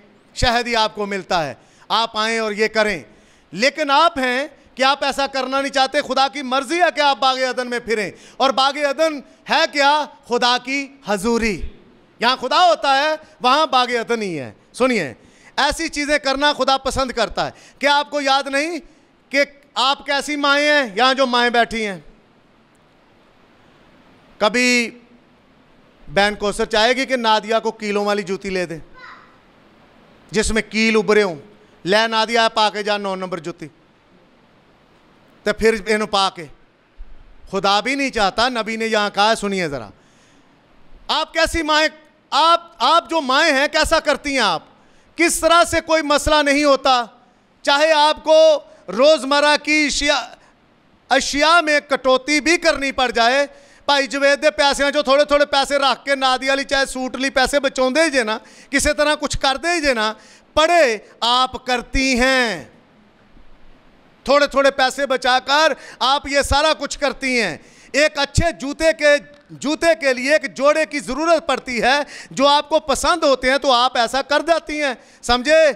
या ये जो भी कुछ हो, अपने बच्चों के लिए कुछ करना ही होता है।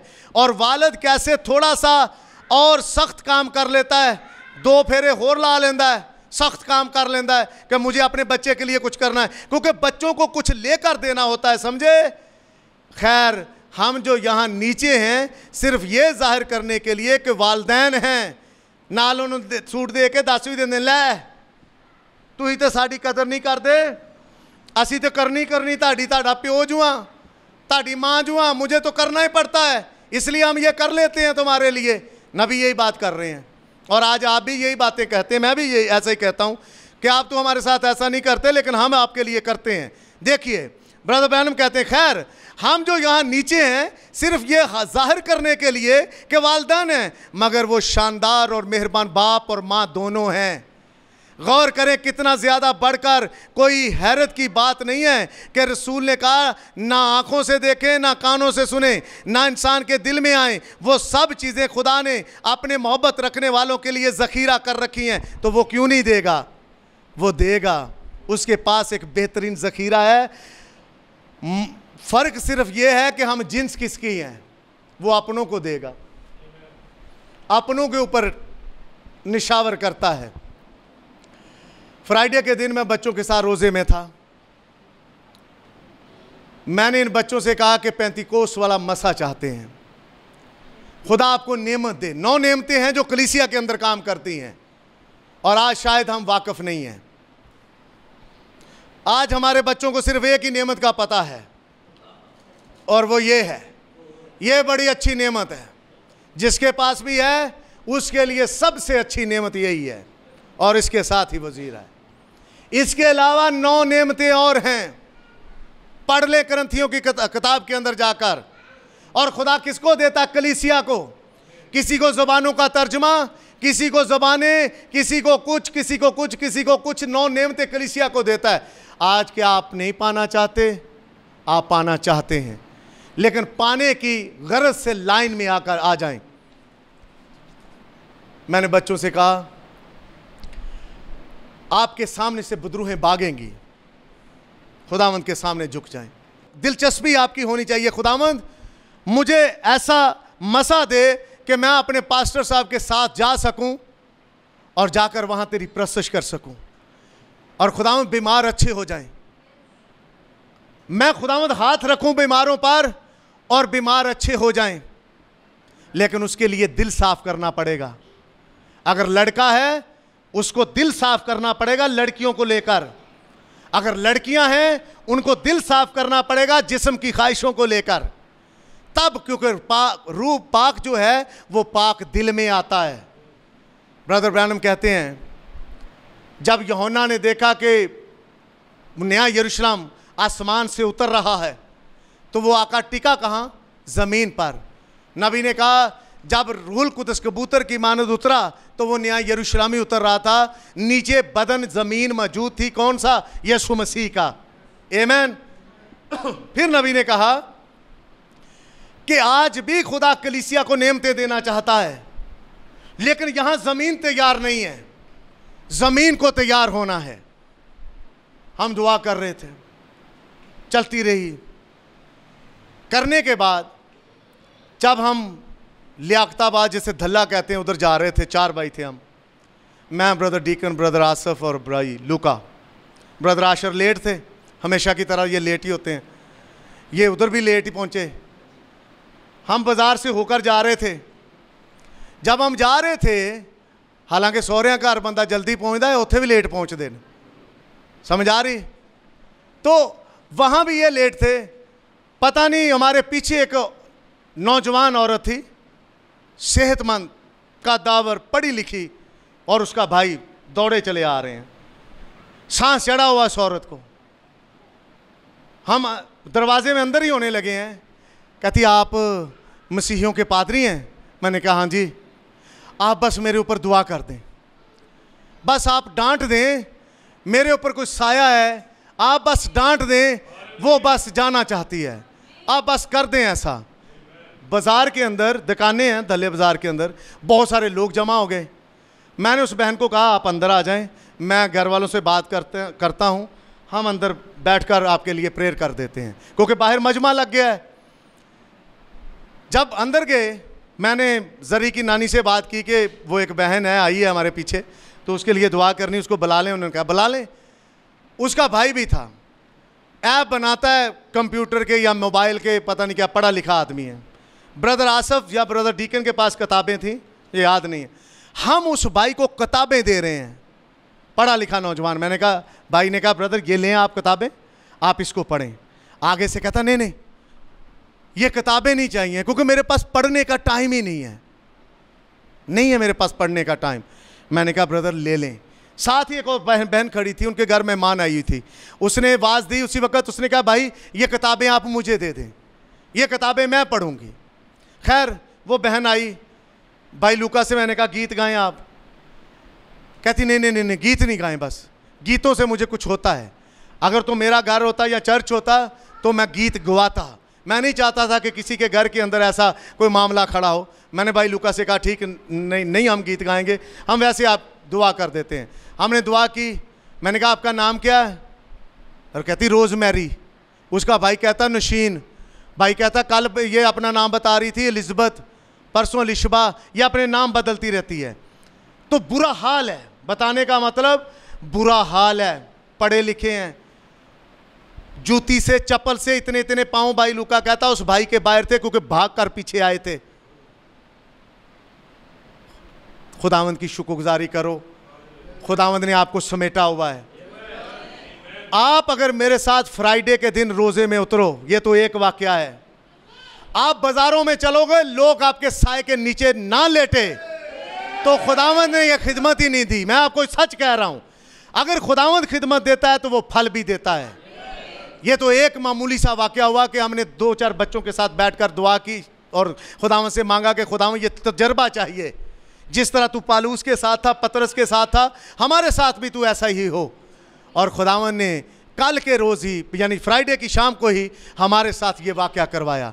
मैं आपसे कहना चाहता हूँ, अगर आप खुदा का बीज हो तो अपनी जिन्स पैदा करो। घर में हो, फैक्ट्री में हो, यूनिवर्सिटी में हो, स्कूल में हो, कॉलेज में हो, ड्यूटी पे हो, जिधर भी हो, आप अपनी जिन्स पैदा करो। आप लोगों के साथ मिक्स नहीं चल सकते। मैं आपको साफ कह रहा हूं, मिक्स होने का मतलब यह नहीं कि दूसरों से नफरत रखो। मिक्स होने का मतलब यह है कि अपना रास्ता अलग रखो। वो आपको घसीट कर आप में अपने आप में शामिल करना चाहते, हाथ जोड़ दो उनके आगे, बोलो नहीं। आपको नचवाना चाहते हैं ढोल पार्टी में, हाथ जोड़ दो, पीछे हटो। आपका बदन आपके काबू में है।